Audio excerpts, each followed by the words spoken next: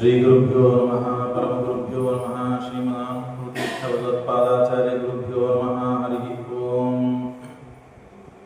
ನಾರಾಯಣಂ ಸುರಗುರುಂ ಜಗದೇಕನಾಥಂ ಭಕ್ತಪ್ರಿಯಂ ಸಕಲಲೋಕ ನಮಸ್ಕೃತಂ ಚ ತ್ರೈಗುಣ್ಯಮರ್ಚಿತಮಜಂ ವಿಭುಮಾದ್ಯಮೀಶಂ ವಂದೇ ಭವಗ್ನಮಹರಾಸುರಸಿದ್ಧ್ಯವಂದ್ಯಂ. ನಾರಾಯಣಂ ನಮಸ್ಕೃತ್ಯ ನರಂ ಚೈವ ನರೋತ್ತಮಂ ದೇವೀಂ ಸರಸ್ವತೀಂ ವ್ಯಾಸಂ ತತೋ ಜಯಮುದೀರಯೇತ್. ಧರ್ಮ ವಿಜ್ಞಾನ ವೈರಾಗ್ಯ ಪರಮೈಶ್ವರ್ಯಶಾಲಿನಃ ಆನಂದತೀರ್ಥ ಭಗವತ್ಪಾದಾನ್ ವಂದೇ ನಿರಂತರಂ. ಚಿತ್ರೈಃ ಪದೈಶ್ಚ ಗಂಭೀರೈರ್ವಾಕ್ಯೈರ್ಮಾನೇನ ಖಂಡಿತೈಃ ಗುರುಭಾವಂ ವ್ಯಂಜಯಂತಿ ಭಾತಿ ಶ್ರೀಯತೀರ್ಥವಾಕ್. ಭವತಿ ಯದನುಭಾವಾದೇಡಮೋಕೋऽಪಿ ವಾಗ್ಮಿ ಜಡಮತಿರಪಿ ಜಂತುರ್ಜಾಯತೆ ಪ್ರಾಜ್ಞಮೂಲಿಃ. ಸಕಲವಚನಚೇತೋ ದೇವತಾ ಭಾರತೀ ಸಾ ಮಮ ವಚಸ ನಿಧತ್ತಾಂ ಸನ್ನಿಧಿಂ ಮಾನಸೇ ಚ. ನಮೋऽಸ್ತು ತಾತ್ವಿಕಾ ದೇವಾಃ ವಿಷ್ಣುಭಕ್ತಿಪರಾಯಣಾಃ ಧರ್ಮಮಾರ್ಗೇ ಪ್ರೇರಯन्तೋ ಭವಂತಃ ಸರ್ವಗೇವೈಃ. ವಕ್ರತುಂಡ ಮಹಾಕಾಯ ಸೂರ್ಯಕೋಟಿಸಮಪ್ರಭ ನಿರ್ವಿಘ್ನಂ ಕುರು ಮೇ ದೇವ ಸರ್ವಕಾರ್ಯೇಷು ಸರ್ವದಾ. ನೌಮಿನ್ಯಾಯ ಸುಧಾಧಿಕೃಜ್ಜಯ ಮುನೀನ್ ಶ್ರೀಪಾದರಸನ್ಮಣೀನ್ ವ್ಯಾಸಾರ್ಯಾನ್ ವಿವಿಧಾಗಮಬ್ಧಿವಿಹರಾನ್ ಶ್ರೀವಾದಿರಾಜಾನಪಿ ವಂದೇ ಹಂಸವರಾನ್ ರಘುತ್ತಮ ಗುರುನ್ ವೈದಧ್ಯವಾರಾನಿಧೀನ್. ಶ್ರೀ ಸತ್ಯವ್ರತ ರಾಘವೇಂದ್ರ ಮುನಿಪಾನ್ ಸದ್ಬೋಧ ಸತ್ಯಾನಪಾನ್. ವಿದ್ಯಾಯಾಂ ವಿಬುಧಾಚಾರ್ಯಂ ವೇದಜ್ಞಾನಾಬ್ಧಿಚಂದಿರಂ ದುರ್ಮತಧ್ವಾಂತಮಾರ್ತಾಂಡಂ ಸತ್ಯಧ್ಯಾನಮುನಿಂ ಭರೆ. ಸತ್ಯಾಭಿಜ್ಞಕರಾಬ್ಜೋತ್ಥಾನ್ ಪಂಚಾಶದ್ವರ್ಷಪೂಜಕಾನ್ ಸತ್ಯಪ್ರಮೋದತೀರ್ಥಾರ್ಯಾನ್ ನೌಮಿನ್ಯಾಯ ಸುಧಾರತಾನ್. ಶಾಸ್ತ್ರೇಷು ಪಾರದೃಶ್ವಾನಂ ಶಾಸ್ತ್ರಜ್ಞೇಷು ಚ ವತ್ಸಲಂ ದೀನಭಕ್ತೋದ್ಧಾರಕರಂ ಸತ್ಯಾತ್ಮಾನಂ ಗುರುಂ ಭರೆ. ವಿದ್ಯಾಪೀಠ ವಿಧಾತಾರಂ ವಿದ್ಯಾವಾರಿಧಿ ಚಂದಿರಂ ವಿದ್ಯಾರ್ಥಿವತ್ಸಲಂ ವಂದೇ ಮಹಾಮಹಿಮ ಸದ್ಗುರುಂ.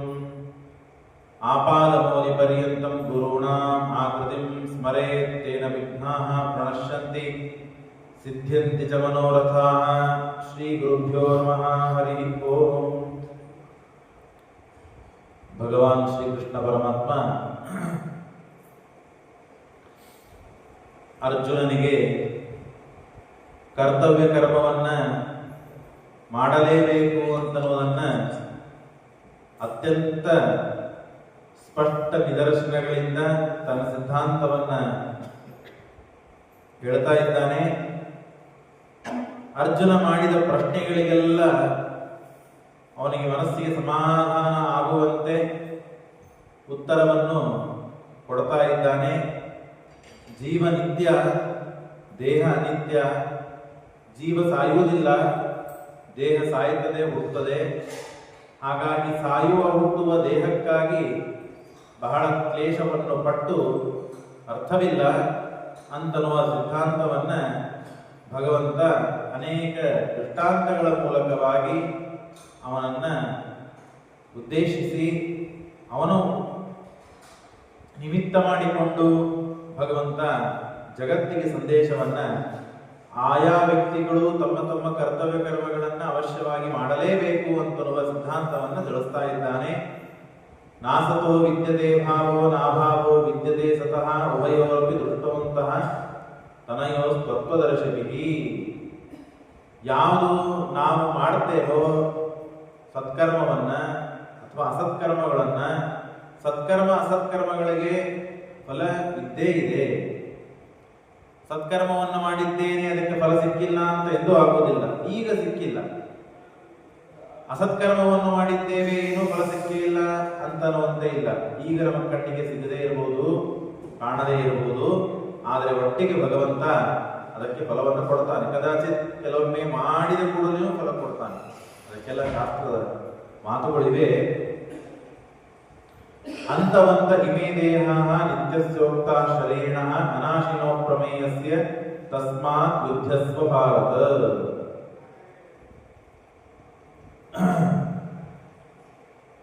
ಈ ಪ್ರಕೃತಿ ಅಂತನ್ನೋದು ಅಂತವಂತ ಇಮೇ ದೇಹ ನಿತ್ಯಸ್ಯೋಕ್ತ ಶರೀರಿಣಃ ಅನಾಶಿನಃ ಮತ್ತು ಅಪ್ರಮೇಯಸ್ಯ. ತಸ್ಮಾತ್ ಈ ಎಲ್ಲ ಕಾರಣ ಇರೋದ್ರಿಂದ ಹಿಂದೆ ಭಗವಂತ ಕೃಷ್ಣನ ಅರ್ಜುನಿಗೆ ಪ್ರಶ್ನೆಗೆ ಉತ್ತರವನ್ನು ಕೊಡ್ತಾ ಯಾಕೆ ನೀನು ಯುದ್ಧವಾಡಬೇಕು ಅಂತ ಅನ್ನೋದಕ್ಕೂ ಎಲ್ಲ ಕಾರಣಗಳನ್ನು ಕೊಡ್ತಾ ಇದ್ದಾನೆ. ಅನಾಶಿನೋ ಅಪ್ರಮೇಯಸ್ಯ ತಸ್ಮಾತ್ ಯುದ್ಧಸ್ವ ಭಾರತ ಯಗೇನಂ ವೇತ್ತಿ ಹಂತಾರಂ ಯಶ್ಚೈನಂ ಮನ್ಯತೆ ಹತಂ. ಈ ಎಲ್ಲ ಜೀವ ಸಾಯುವುದಿಲ್ಲ ಅಂತಲಿಕ್ಕೆ ನಜಾಯ ಎರಡೂ ಇದೆ. ಪರಮಾತ್ಮ ಹೇಗೆ ನಿತ್ಯನಾಗಿದ್ದಾನೋ ಹಾಗೆ ಜೀವನೂ ನಿತ್ಯನಾಗಿದ್ದಾನೆ. ಅಷ್ಟೇ ಆ ಭಗವಂತನ ಅಧೀನನಾಗಿದ್ದು ನಿತ್ಯನಾಗಿದ್ದಾನೆ. ಈ ವಿಷಯವನ್ನು ನಾವು ತಿಳಿದುಕೊಳ್ಬೇಕು. ಕರ್ತೃ ಆಗಿದ್ದಾನೆ, ದೇವರ ಅಧೀನನಾಗಿ ಕರ್ತೃತ್ವವಿದೆ ಸರ್ವಾಂಶದಲ್ಲಿಯೂ ಕೂಡ. ನಜಾಯತೆ ಪ್ರಿಯತೆ ವಾ ಕದಾಚಿತ್. ಆತ್ಮ ದೇವರು ನಜಾಯತೆ ಹುಟ್ಟುವುದಿಲ್ಲ, ನ ಪ್ರಿಯತೆ ಕದಾಚಿತ್ ನಾಯಂ ಭೂತ್ವಾ ಭವಿತಾವಾನ ಭೂಯಃ. ಅದೇ ರೀತಿಯಾಗಿ ಈ ಎಲ್ಲ ಶ್ಲೋಕಗಳಿಗೆ ಮೇಲ್ನೋಟಕ್ಕೆ ಅರ್ಥವನ್ನು ಹೇಳ್ತಾ ಇದ್ದೇನೆ. ಭಾಷ್ಯ ಇದೆ, ಗೀತಾ ತಾತ್ಪರ್ಯ ಇದೆ, ಪ್ರಮೇಯ ದೀಪಿಕಾ ಇದೆ, ಅನೇಕ ಟೀಕಾ ಟಿಪ್ಪಣಿಗಳಿವೆ. ಆ ಹಿನ್ನೆಲೆಯಲ್ಲಿ ಅರ್ಥವನ್ನು ಮಾಡುವುದಾದ್ರೆ ಬಹಳ ಕಠಿಣ ಮತ್ತು ಸಮಯ ತುಂಬಾ ಬೇಕಾಗ್ತದೆ.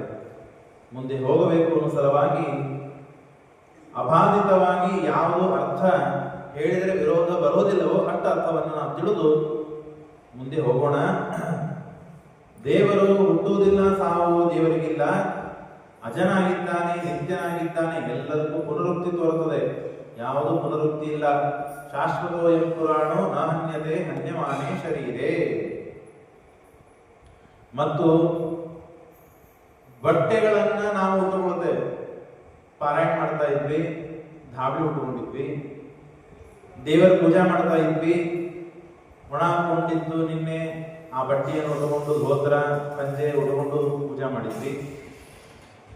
ಇನ್ನ ಪ್ರದಕ್ಷಿಣೆಗಳನ್ನು ಹಾಕಬೇಕು, ಮಡಿ ಉಟ್ಕೊಂಡ್ವಿ, ಊಟ ಕೊಡಬೇಕು, ಮತ್ತು ಹೀಗೆ ಸಮಯ ಸಮಯಕ್ಕೆ ಹೊರ ಹೋಗಬೇಕು, ಮದುವೆಗೆ ಹೋಗಬೇಕು, ಗುಡಿಗೆ ಹೋಗಬೇಕು, ಕಾರ್ಯಕ್ರಮಕ್ಕೆ ಹೋಗಬೇಕು. ನಾವು ಬಟ್ಟೆಗಳನ್ನು ಬದಲಾಯಿಸಿದಂತೆ ಭಗವಂತ ನಮ್ಮ ದೇಹಗಳನ್ನು ಬದಲಾಯಿಸ್ತಾನೆ ಹೊರತು ಬೇರೆ ಯಾವುದೂ ಅಲ್ಲ. ಸಾಯ್ತಾನೆ ಜೀವ ಅಂತ ಸರ್ವಥಾ ತಿಳಿದುಕೊಳ್ಬೇಡ್ರಿ. ವಾಸಾಂಸಿ ಜೀರ್ಣಾನಿ ಯಥಾ ವಿಹಾಯ. ಜೀರ್ಣವಾದ ಬಟ್ಟೆಗಳನ್ನು ಬಿಟ್ಟು ಹೊಸದಾದ ಬಟ್ಟೆಗಳನ್ನು ನಾವು ಧರಿಸ್ತೇವೋ ಇಲ್ಲೋ ಹಾಗೆ ತಥಾ ಶರೀರಾಣಿ ವಿಹಾನಿ ದೀರ್ಣಾನ್ಯಸ್ತಾನಿ ಸಂಯಾನಿ ನಮಾನಿ ದೇಹೇ. ಈ ಹೊಸದಾದ ಶರೀರವನ್ನು ಕೊಟ್ಟು ನಮಗೆ ಮತ್ತೆ ಮುಂದಿನ ಕರ್ಮಗಳನ್ನ ಸಾಧನೆಗಳಿಗೆ ಅನುಕೂಲ ಮಾಡಿಕೊಡ್ತಾನೆ ಅವರವರ ಕರ್ಮಾನುಸಾರವಾಗಿ. ಮತ್ತು ನೈನಂ ಚಿಂದಂತಿ ಶಸ್ತ್ರಾಣಿ ನೈನಂ ದಹತಿ ಪಾವಕಃ ನಚೈನಂ ಕ್ಲೇದಯಂತ್ಯಾಪೋ ನ ಶೋಷಯತಿ ಮಾರುತಃ. ಯಾವ ಅಸ್ತ್ರಶಸ್ತ್ರಗಳು ಇವನಿಗೆ ಏನು ತೊಂದರೆ ಕೊಡುವುದಿಲ್ಲ. ನೈನಂ ಚಿಂದಂತಿ ಶಸ್ತ್ರಾಣಿ ನೈನಂ ದಹತಿ ಪಾವಕಃ. ಯಾವ ಅಗ್ನ್ಯಸ್ತ್ರಗಳು, ವರ್ಣಾಸ್ತ್ರಗಳು, ವಾಯುವಸ್ತ್ರಗಳು, ಯಾವ್ಯಾವ ಅಸ್ತ್ರಗಳು ಬಿಟ್ಟರು ಅವನಿಂದ ಈ ದೇಹಕ್ಕೆ ಸಮಸ್ಯೆ ಹೊರತು ಜೀವನಿಗೆ ಯಾವ ಸಮಸ್ಯೆ ಇಲ್ಲ. ಜೀವ ನಿತ್ಯನಾಗಿದ್ದಾನೆ ಮತ್ತು ಅಚ್ಛೇದ್ಯನಾಗಿದ್ದಾನೆ. ಅವನಲ್ಲಿ ಛೇದ ಭೇದಾದಿಗಳಿಲ್ಲ. ಛೇದ ಭೇದಾದಿಗಳಿಗೆ ಯೋಗ್ಯನೇ ಅಲ್ಲ ಅವನು ಜೀವ. ಈಗ ಸುಮ್ಮನೆ ನಿಮಗೆ ಉದಾಹರಣೆ ಹೇಳಬೇಕಂದ್ರೆ, ಒಂದು ಕಟ್ಟಿಗೆ ಇದೆ, ಆ ಕಟ್ಟಿಗೆಯಲ್ಲಿ ವೈವಿಧ್ಯವನ್ನು ಮಾಡಬೇಕು. ಎರಡು ಭಾಗವನ್ನು ಮಾಡಬೇಕಾಗಿದೆ. ಎರಡು ಭಾಗವನ್ನು ಮಾಡಬೇಕಾದ್ರೆ ಅದಕ್ಕೆ ಸಾಧನವಾದದ್ದು ಕುಠಾರ.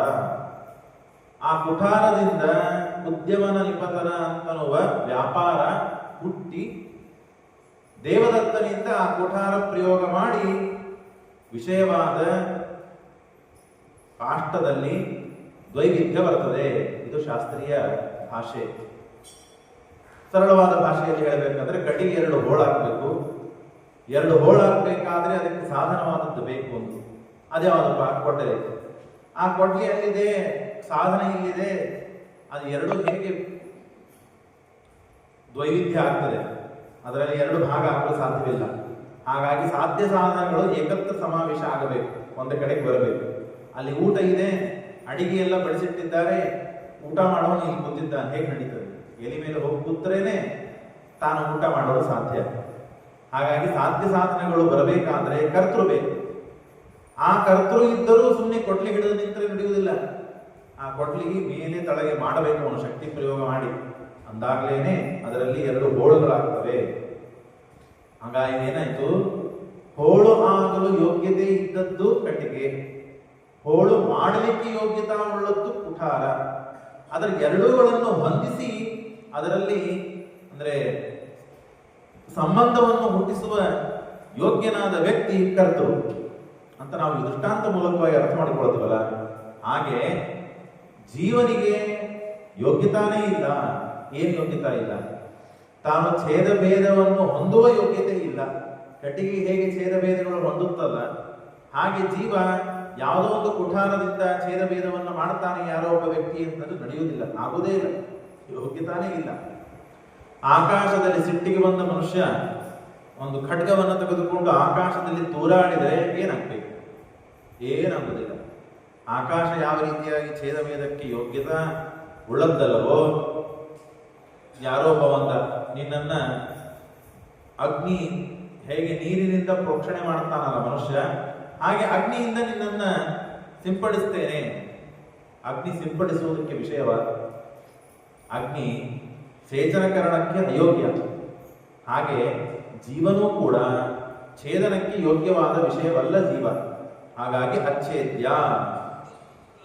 ಜೀವ ಸತ್ತೋಗ್ತಾನೆ ಅಂತಂದ್ರೆ ಅರ್ಥ ಜೀವ ಸಾಯೋದಿಲ್ಲ, ಜೀವನಿಗೆ ಇದ್ದ ದೇಹ ಸಾಯ್ತದೆ ಅಂತನ್ನೋದೇ ಒಟ್ಟಾರೆ ವಿಷಯ. ಆದ್ರೆ ಬೇರೆ ಬೇರೆ ಬೇರೆ ರೀತಿಗಳಿಂದ ಕೃಷ್ಣ ಅದನ್ನು ಅರ್ಜುನನಿಗೆ ತಿಳಿಸಿಕೊಡ್ತಾ ಇದ್ದಾನೆ. ಅಂದ್ರೆ ನಮ್ಮೆಲ್ಲರಿಗೂ ಅವನಿಗೆ ದುಃಖ ಇಲ್ಲ. ದುಃಖ ಅವನು ನೋಡಿದರೆ ನಿಜವಾಗಿ ಆನಂದ ರೂಪ, ಜ್ಞಾನ ರೂಪ, ಜ್ಞಾನಾನಂದ ಸ್ವರೂಪನಿಯಾದ ಜೀವ. ಅವನವನ ಕರ್ಮಾನುಸಾರವಾಗಿ ಅವನಿಗೆ ಈ ದುಃಖ ಬರ್ತಾ ಇದೆ. ನಿಜವಾಗಿ ಅವನು ದುಃಖ ರೂಪನ ಅಲ್ಲ. ಹಾಗಾಗಿ ನಿತ್ಯಸ್ತರವಗತ ಸ್ಥಾಣು ಅಚಲೋಯಂ ಸನಾತನ. ಆದರೆ ಸನಾತನ ದೇವರ ಅಧೀನನಾಗಿ ಇದ್ದಾನೆ, ಇಷ್ಟು ಮಾತ್ರ ನಿಜ. ದೇವರ ಅಚಲೋಯಂ ಸನಾತನ, ಇವನು ದೇವರ ಅಧೀನನಾಗಿ ಎಲ್ಲ ಕೆಲಸವನ್ನು ಮಾಡಬೇಕು. ಆದರೆ ಇದನ್ನು ವಿಪರೀತವಾಗಿ ತಿಳಿದುಕೊಂಡಿದ್ದಾನೆ. ಹಾಗಾಗಿ ಸ್ವಾತಂತ್ರ್ಯ ಭ್ರಮ, ಕರ್ತೃತ್ವ ಭ್ರಮ ಇರೋದರಿಂದಲೇನೆ ಗೀತೆ ಬಹಳ ಕಷ್ಟ. ಅದರಲ್ಲಿಯೂ 2ನೇ ಅಧ್ಯಾಯ 3ನೇ ಅಧ್ಯಾಯ ಬಹಳ ಕಠಿಣ.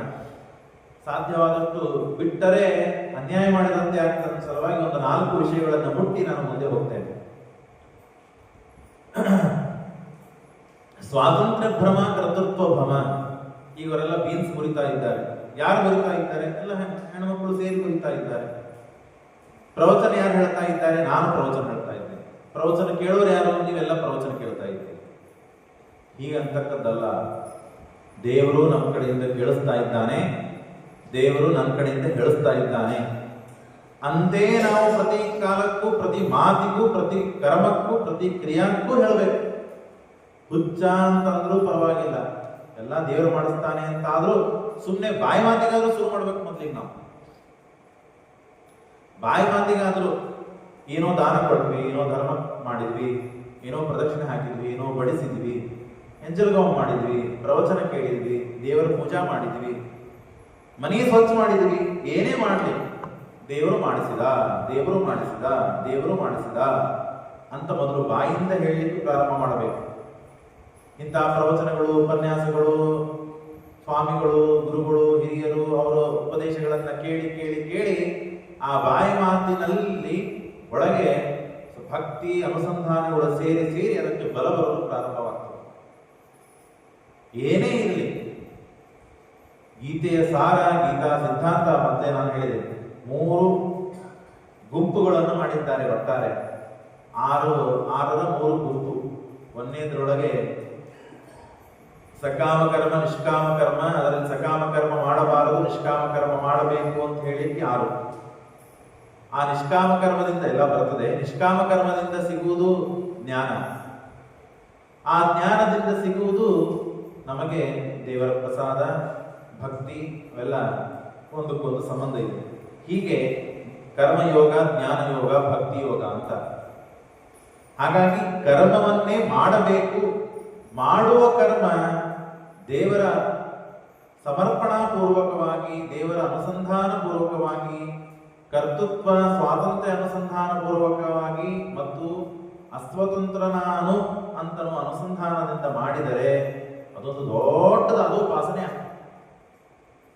ಹಾಗಾಗಿ ಸನಾತನ ದೇವರ ಅಧೀನ ನಾನು, ಮಮ ಸ್ವಾಮಿ ಹರಿರ್ನಿತ್ಯಂ ಸರ್ವಸ್ಯ ಪತಿರೇವಚ. ಇದು ಬಹಳ ದೊಡ್ಡ ಉಪಾಸನೆ. ಇದು ಸುಮ್ಮನೆ ಉದಾಹರಣೆ ಕೊಡ್ತೇನೆ.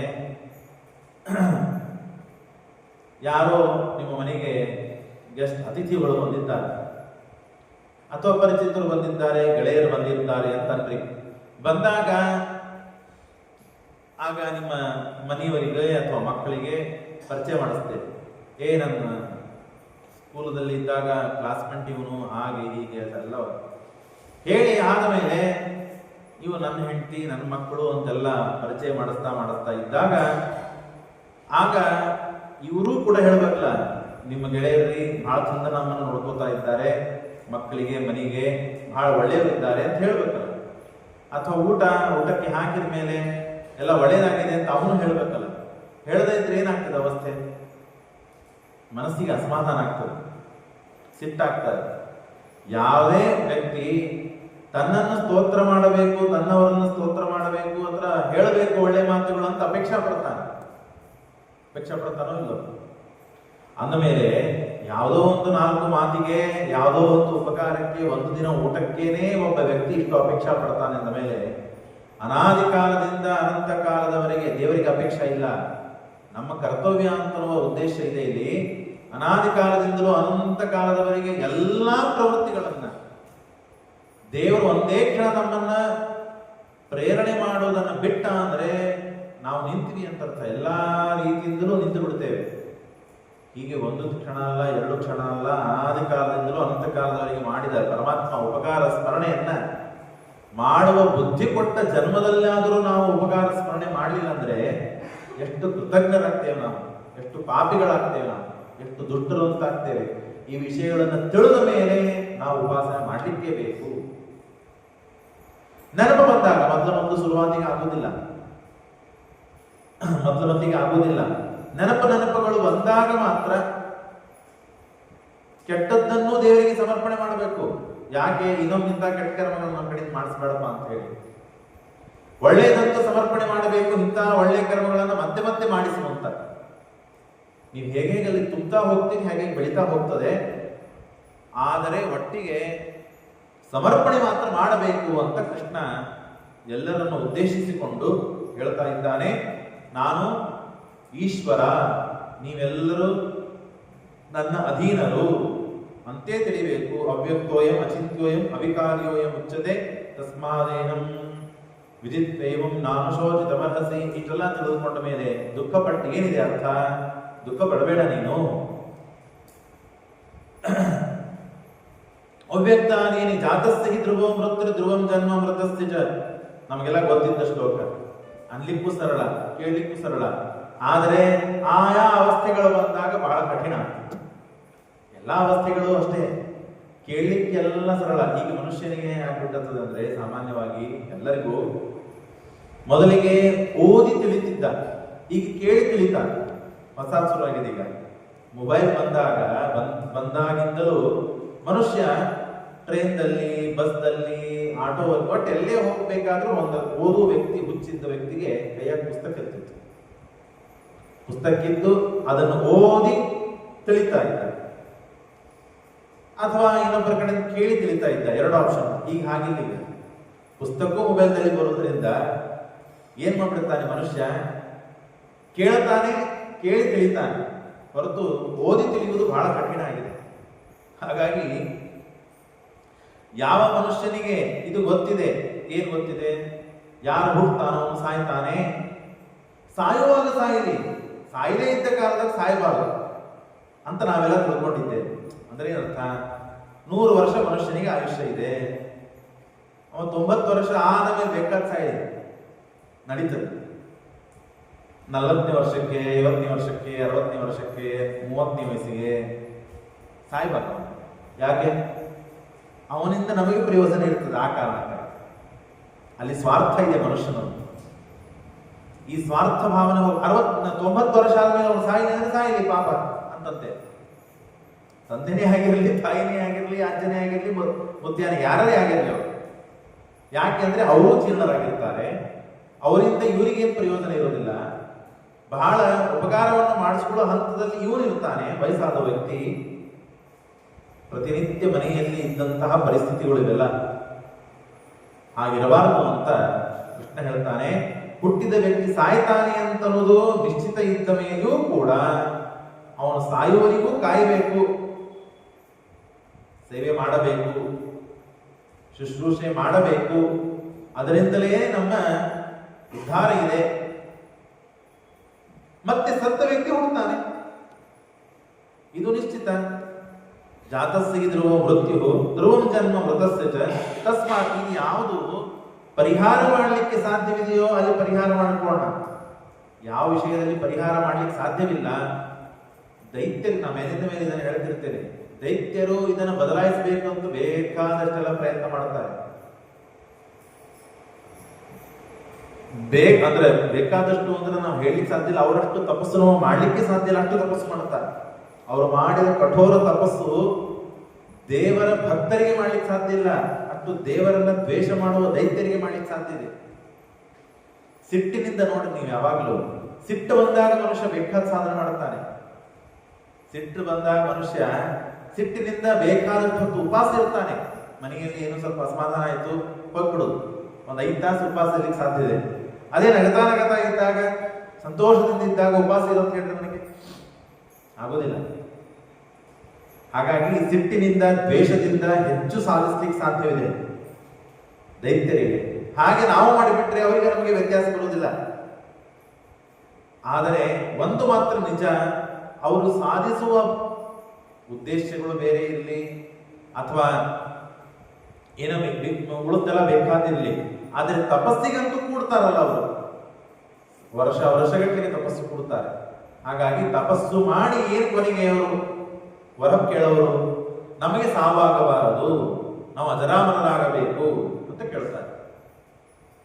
ಇದು ದೈತ್ಯರಿಗೆ ಇದ್ದ ಸ್ವಭಾವ. ಆದರೆ ದೇವತೆಗಳು ಏನ್ ಕೇಳ್ತಾರೆ, ಬಹಳ ಮಹತ್ವದ್ದಿದೆ.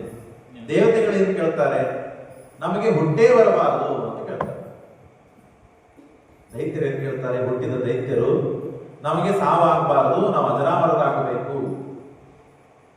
ಅದು ಸಾಧ್ಯ ಇಲ್ಲ.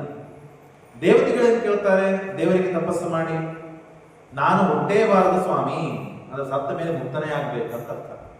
ಹುಟ್ಟಿದ ಮೇಲೆ ಸಾಯೋದು ನಿಜ, ಹಾಗಾಗಿ ಹುಟ್ಟುವುದಾದ್ರೆ ಸಾವು ಬರುತ್ತದೆ, ಹುಟ್ಟದೇ ಇದ್ದಂತೆ ಮಾಡಿಬಿಡು, ನಮ್ಮನ್ನ ಮುಕ್ತಿಗೆ ಕರ್ಕೊಂಡು ಹೋಗು ಅಂತ ಅನ್ನುವ ಅಭಿಪ್ರಾಯದಲ್ಲಿ ದೇವತೆಗಳಿಗೆ ಉಪಾಯವನ್ನು ಹುಡುಕಿದ್ದಾರೆ. ಹಾಗಾಗಿ ದೇವತೆಗಳು ಹೀಗೆ ಹೇಳ್ತಾರೆ, ದೈತ್ಯರು ಸಾಯಲೇಬಾರದು ಅಂತ ಹೇಳ್ತಾರೆ. ಹಾಗಾಗಿ ಸಾವು ಮತ್ತು ಮರಣ ಎರಡೂ ನಿಶ್ಚಿತ ಅಂತ ಆದ ಮೇಲೆ, ಇದನ್ನು ತಪ್ಪಿಸ್ಲಿಕ್ಕೆ ಸಾಧ್ಯವಿಲ್ಲ ಅಂತಂದ ಮೇಲೆ ನಾವು ಇದರ ಬಗ್ಗೆ ಶೋಕ ಪಟ್ಟು ಏನು ಅರ್ಥವಿದೆ ಅಂತ ಅವ್ಯಕ್ತಾದೀನಿ ಭೂತಾನಿ ಎಲ್ಲ ಪ್ರಕೃತ್ಯಾತ್ಮಕವಾದಂತಹ ತತ್ವಗಳಿಂದ ನಮ್ಮ ದೇಹ ಹುಡುತ್ತದೆ. ಆ ಪ್ರಕೃತಿಯಲ್ಲಿ ಲೀನವಾಗ್ತದೆ. ಪೃಥ್ವಿಯಿಂದ ತಾನೇ ನಾವೆಲ್ಲ ಹುಟ್ಟುವುದು, ಪೃಥ್ವಿ ಎದರಿಂದ, ಅಪ್ಪನಿಂದ. ಹೀಗೆ ಹೋಗ್ತಾ ಪ್ರಕೃತಿ ತತ್ವದಿಂದಲೇ ಎಲ್ಲ ಉಪಚಿತವಾಗ್ತಾ ಬರ್ತದೆ. ಆದ್ಮೇಲೆ ಅವ್ಯಕ್ತಾದೀನಿ ಭೂತಾನಿ ವ್ಯಕ್ತ ಮಧ್ಯಾನಿ ಭಾರತ ಅವ್ಯಕ್ತ ನಿಜಾನ್ಯೇವ ತತ್ರಗ ಪರಿವೇದನ.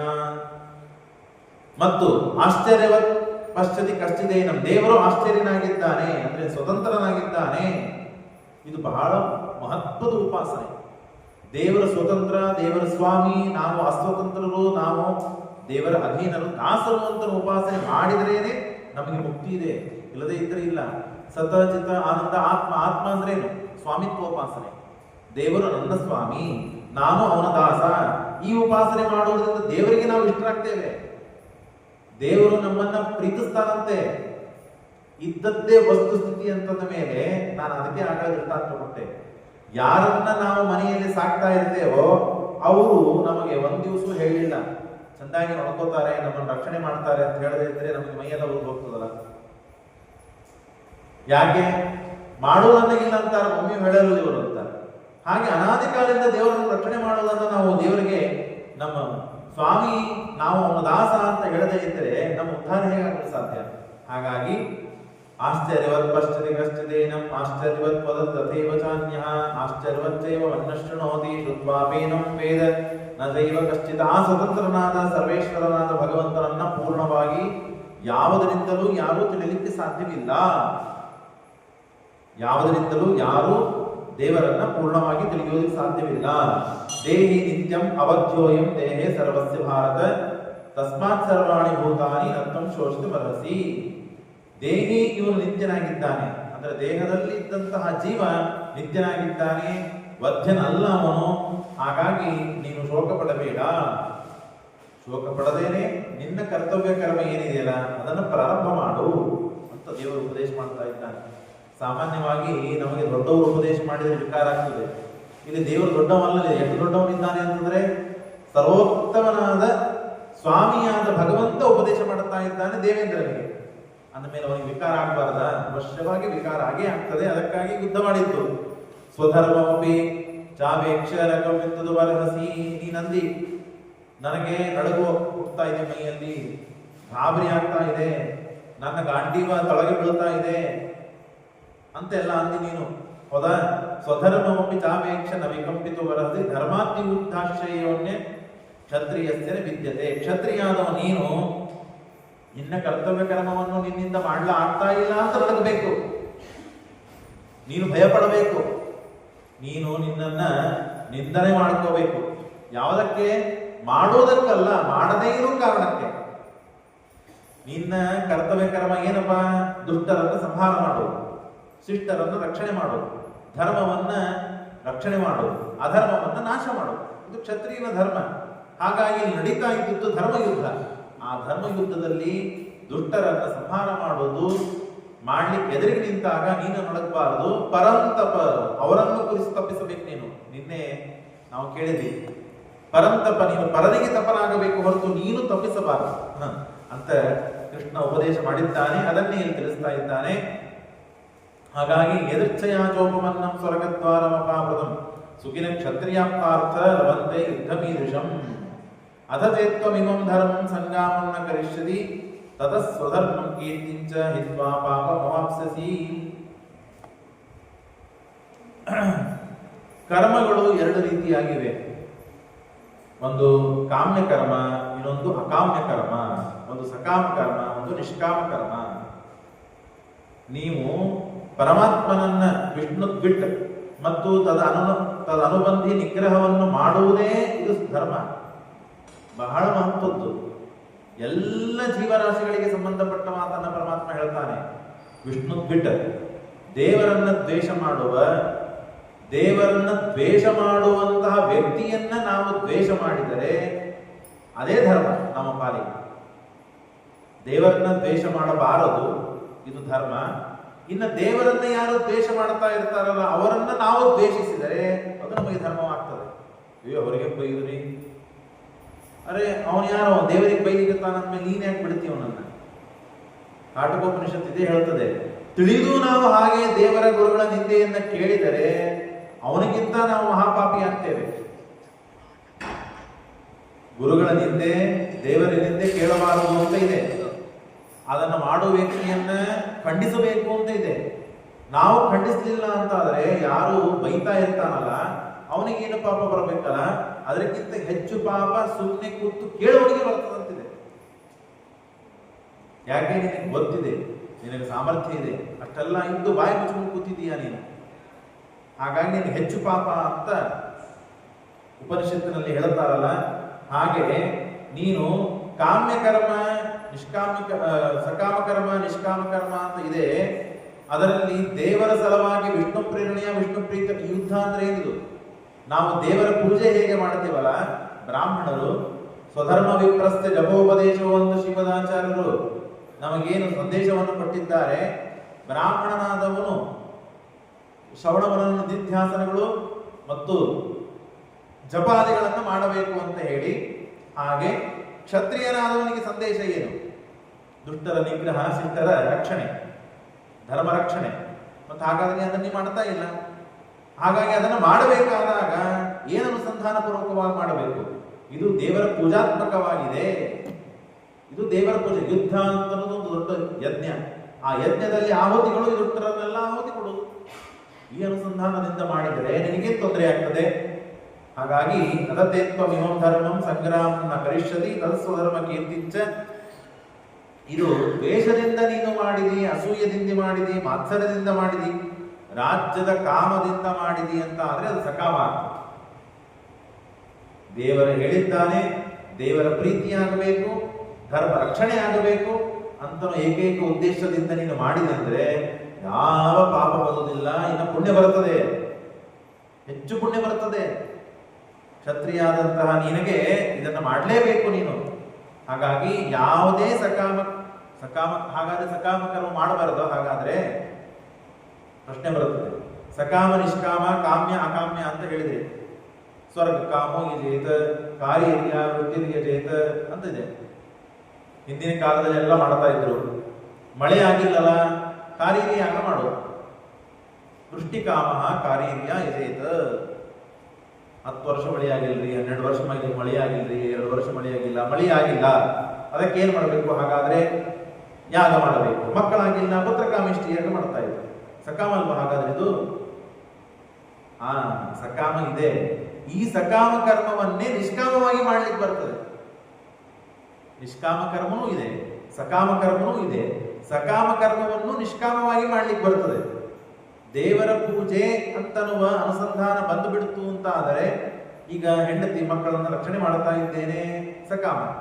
ದೇವರ ಸಲುವಾಗಿ ಇವರನ್ನು ರಕ್ಷಣೆ ಮಾಡ್ತಾ ಇದ್ದೇನೆ, ದೇವರು ಆದೇಶ ಮಾಡಿದ್ದಾನೆ ಆದ್ದರಿಂದ ರಕ್ಷಣೆ ಮಾಡ್ತಾ ಇದ್ದಾನೆ, ಇದೊಂದು ದೇವರ ಪೂಜಾ ಅಂತ ನಾನು ರಕ್ಷಣೆ ಮಾಡ್ತಾ ಇದ್ದೇನೆ ಅಂದ್ಬಿಟ್ರೆ ಸಕಾಮ ನಿಷ್ಕಾಮದಲ್ಲಿ ಪರಿವರ್ತನೆಗೊಳ್ಳುತ್ತದೆ. ಹೆಣ್ಮಕ್ಳಿಗೆ ಮತ್ತಿದೇ ಉಪಾಸನೆ. ಮುಂಜಾನೆಯಿಂದ ಸಾಯಂಕಾಲ ತನ ಅವರಿಲ್ಲ ಅಂದ್ರೆ ಮನಿನೇ ಇಲ್ಲ. ಕಸ ಉಳಿಸೋದು, ಮನಿ ಸ್ವಚ್ಛ ಮಾಡೋದು, ಮಕ್ಕಳಿಗೆ ತಯಾರು ಮಾಡೋದು, ಗಂಡಂದ್ರಿಗೆಲ್ಲ ಮತ್ತೆ ಸಹಾಯ ಮಾಡೋದು, ಊಟಕ್ಕೆ ಹಾಕೋದು, ಅಡಿಗೆ ಮಾಡೋದು, ಹೆಚ್ಚುದು, ಬಡಿಸೋದು, ತೊಳೆಯುವುದು, ಏನೇನಿದೆ. ಎಲ್ಲಿ ಸಮಯ ಸಿಗ್ತದೆ ಅವರಿಗೆ? ಸಾಯಂಕಾಲ ಸಮಯ ಸಿಕ್ಕಾಗ ಪುರಾಣ ಕೇಳಿಕ್ ಆಗ್ತದೆ. ಉಳಿದೆಲ್ಲ ಸಮಯಕ್ಕೆ ಗಂಡಸರು ಮಾಡುವಂತೆ ಪುರುಷರು ಮಾಡುವಂತೆ ಸಾಧನೆಗೆ ಅವಕಾಶ ಹೆಚ್ಚು ಅವರಿಗಿದೆಯಾ? ಇಲ್ಲ. ಅದಕ್ಕೆ ದೇವರು ಹೇಳಿದ, ಭಾಗವತ್ ಶೃಣ್ವನ್ ಸಂಸ್ಮರಣೀಯಂ ಚ ಚಿಂತಯನ್ ನಾಮಾನಿ ರೂಪಾಣಿ ಚ ಮಂಗಲಾನಿತೆ. ಯಾವ ಕೆಲಸವನ್ನು ಮಾಡ್ತಾ ಇದ್ದೇವೋ ಅದು ದೇವರ ಪೂಜಾ ಅಂತ ಭಾವಿಸ್ಬಿಟ್ರೆ ಬೋಧಕ್ಕೆ. ನಮ್ಮ ಮನೆ ಅಂದ್ರೆ ದೇವರ ಗುಡಿ ಇದ್ದಂತೆ. ಹಾಗಾಗಿ ಎಲ್ಲ ಸ್ವಚ್ಛ ಮಾಡಿದರೆ ದೇವರ ಗುಡಿ ಸ್ವಚ್ಛ ಮಾಡಿದಂತೆ. ಮಕ್ಕಳು ಅಂದ್ರೆ ದೇವರಿದ್ದಂತೆ. ಗಂಡ ಅಂದ್ರೆ ಸ್ವಯಂ ದೇವರೇ. ಮುಗುದೇ ಹೋಯಿತು. ಅಂದ ಮೇಲೆ ಸಕಾಮ ಕರ್ಮವು ನಿಷ್ಕಾಮದಲ್ಲಿ ಪರಿವರ್ತನೆಗೊಳ್ಳುತ್ತದೆ. ಹಾಗಾಗಿ ನಾವು ಅನುಸಂಧಾನ ಹೇಗೆ ಮಾಡ್ತೇವೋ ಅದರ ಮೇಲೆ ಭಾವಿಸಿದೆ ಒಟ್ಟಾರೆ. ಹಾಗಾಗಿ ಸಕಾಮ ಕರ್ಮ ನಿಷ್ಕಾಮ ಕರ್ಮ ಇದೆ. ಅದರ ನಿಷ್ಕಾಮದಿಂದ ನೀನು ದೇವರನ್ನ ಆರಾಧಿಸಿದಿ ಅಂತ ಆದ್ರೆ ಮಹಾಫಲ ಸಿಗ್ತದೆ. ಎಷ್ಟು ವ್ಯತ್ಯಾಸ ಇದೆ ಅಂತಂದ್ರೆ, ಶಾಸ್ತ್ರ ತಿಳಿಸಿಕೊಡುತ್ತದೆ, ನಾವು 1 ರೂಪಾಯಿ ಕೊಟ್ಟಿದ್ದೇವೆ, ನಿಷ್ಕಾಮವಾಗಿ ಕೊಟ್ಟಿವಿ ಅಂದ್ರೆ 1000 ರೂಪಾಯಿ ಪುಣ್ಯ ಬರುತ್ತೆ. ಅದನ್ನೇ ಸಕಾಮವಾಗಿ ಕೊಟ್ಟಿದ್ದೇವೆ, ಅವ್ರನ್ನ ನೋಡ್ಬೇಕು, ಮಾತಾಡಿಸ್ಬೇಕು, ಆಶೀರ್ವಾದ ಮಾಡಬೇಕು, ನಾವು ರೊಕ್ಕ ಕೊಟ್ಟಿವಿ, ಪುಣ್ಯ ಬರಬೇಕು ಅಂತ ಏನಾದರೂ ಮನಸ್ಸಿನಲ್ಲಿ ಬಂದು ಅವರು ದಕ್ಷಿಣೆ ಕೊಟ್ಟ ಮೇಲೆ ಅವ್ರು ನೋಡುತ್ತಾನ ಅಲ್ಲಿ ನಿಂತೇ ಬಿಡುದು. ಮಾತಾಡ್ಸರಿ ದಕ್ಷಿಣೆ ಕೊಟ್ಟಿನಿ ಅಂತ ಉದಾಹರಣೆ ತಮಾಷೆ ಹೇಳ್ತಾ ಇದ್ದೇನೆ. ಹಾಗೇನಾದರೂ ನಾವು ಮಾಡಿದ್ದೀವಿ ಅಂತಂದ್ರೆ ಅಲ್ಲಿ ಬರಬರಿ ಆಗ್ಬಿಡುತ್ತೆ, ಮುಗಿದೋಯ್ತು. ಆ 10 ರೂಪಾಯಿಗೆ 10 ರೂಪಾಯಿ ಪುಣ್ಯ ಬರಬೇಕೇನೋ ಅಷ್ಟೇ ಬಂದ್ಬಿಡುತ್ತೆ.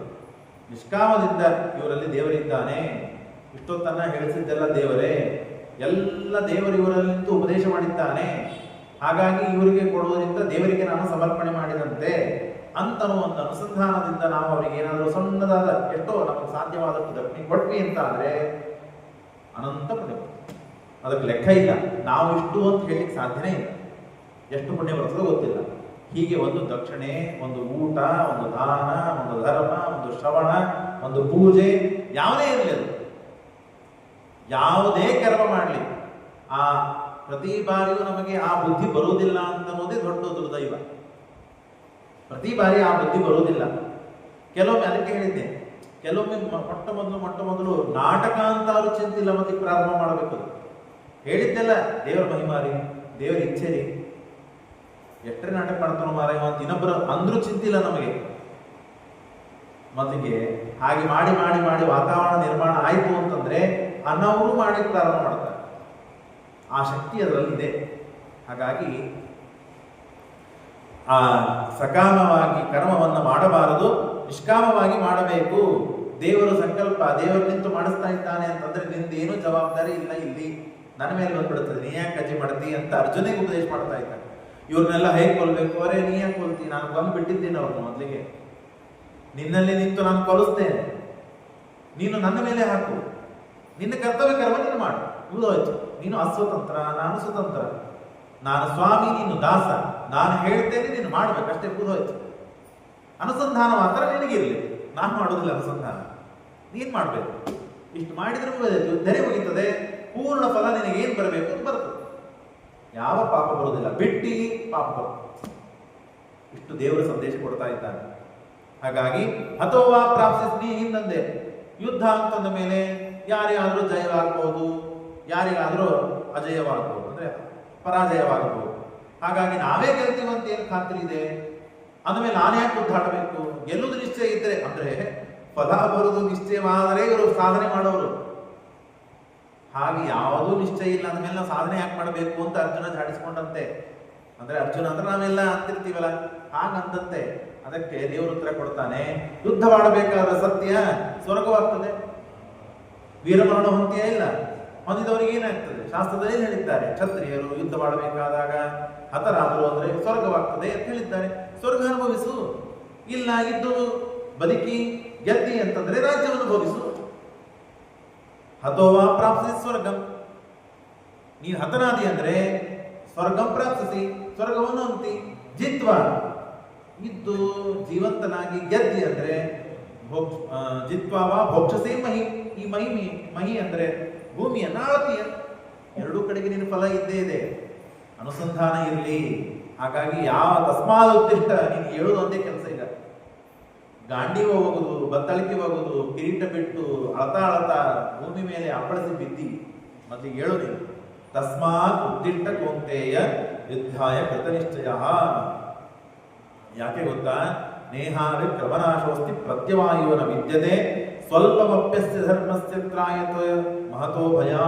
ಬಹಳ ಮಹತ್ವದ ಮಾತು. ನಾವಿದನ್ನೆಲ್ಲ ಅಂದ್ರೆ ನಮಗೆ ಬೇಕಾದ ಮಾತನ್ನ ಕೃಷ್ಣ ಹೇಳ್ತಾ ಇದ್ದಾನೆ.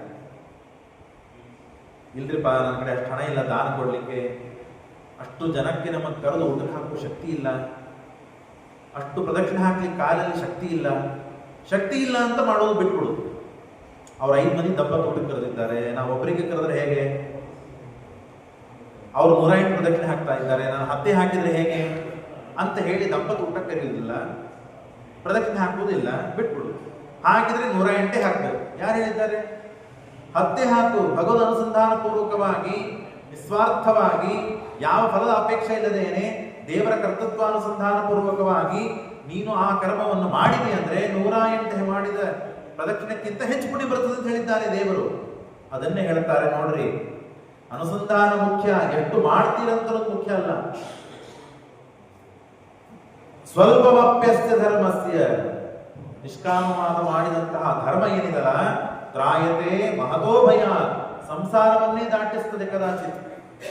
ದೊಡ್ಡದಾದಂತಹ ಬರುವಂತಹ ಏನು ಆಪತ್ತುಗಳು ಭಯಗಳಿವೆಯಲ್ಲ, ಆ ಭಯದಿಂದ ನಮ್ಮನ್ನು ಪಾರು ಮಾಡುತ್ತದೆ. ಏನಿದೆ ಅಂತಂದ್ರೆ ನಮ್ಮ ಕಣ್ಣಿಗೆ ಕಾಣೋದಿಲ್ಲ, ಆದ್ದರಿಂದ ನಮಗೆ ವಿಶ್ವಾಸ ಬರುವುದಷ್ಟೇ. ಪುಣ್ಯ, ಈಗ ನೀವು ಮುಂಜಾನೆಯಿಂದ ಸಾಯಂಕಾಲ ತನಕ ದುಡಿತೀರಿ, 1 ತಿಂಗಳ ತನಕ ದುಡಿತೀರಿ, ದುಡಿದಾದ ಮೇಲೆ ನಿಮಗೆ ಪಗಾರ ಅಂತ ಸಿಗ್ತದೆ, ಕೈಯಲ್ಲಿ ರೊಕ್ಕ ಅಂತ ಸಿಗ್ತದೆ, ಅಥವಾ ಕೆಲಸ ಮಾಡಿದ್ದಕ್ಕೆ ಶಾಲು ಮರ್ಯಾದೆ ಬಕ್ಷಿಸು ಅಂತ ಸಿಗ್ತದೆ. ಇಲ್ಲಿ ಪವಮಾನ ಮಾಡಿದ್ದಕ್ಕೆ, ಶ್ರವಣ ಮಾಡಿದ್ದಕ್ಕೆ, ದೇವರ ಪೂಜಾ ಮಾಡಿದ್ದಕ್ಕೆ, ಅತಿಥಿ ಅಭ್ಯಾಗಗಳಿಗೆ ಊಟಕ್ಕೆ ಹಾಕಿದ್ದಕ್ಕೆ ಏನ್ ಸಿಗ್ತದೆ? ಎಲ್ಲಿ ತೆಗೆದು ಸಿಗ್ತದೆ ಅಷ್ಟೇ. ಕಣ್ಣಿಗೆ ಸಿಗುವುದಿಷ್ಟೇ.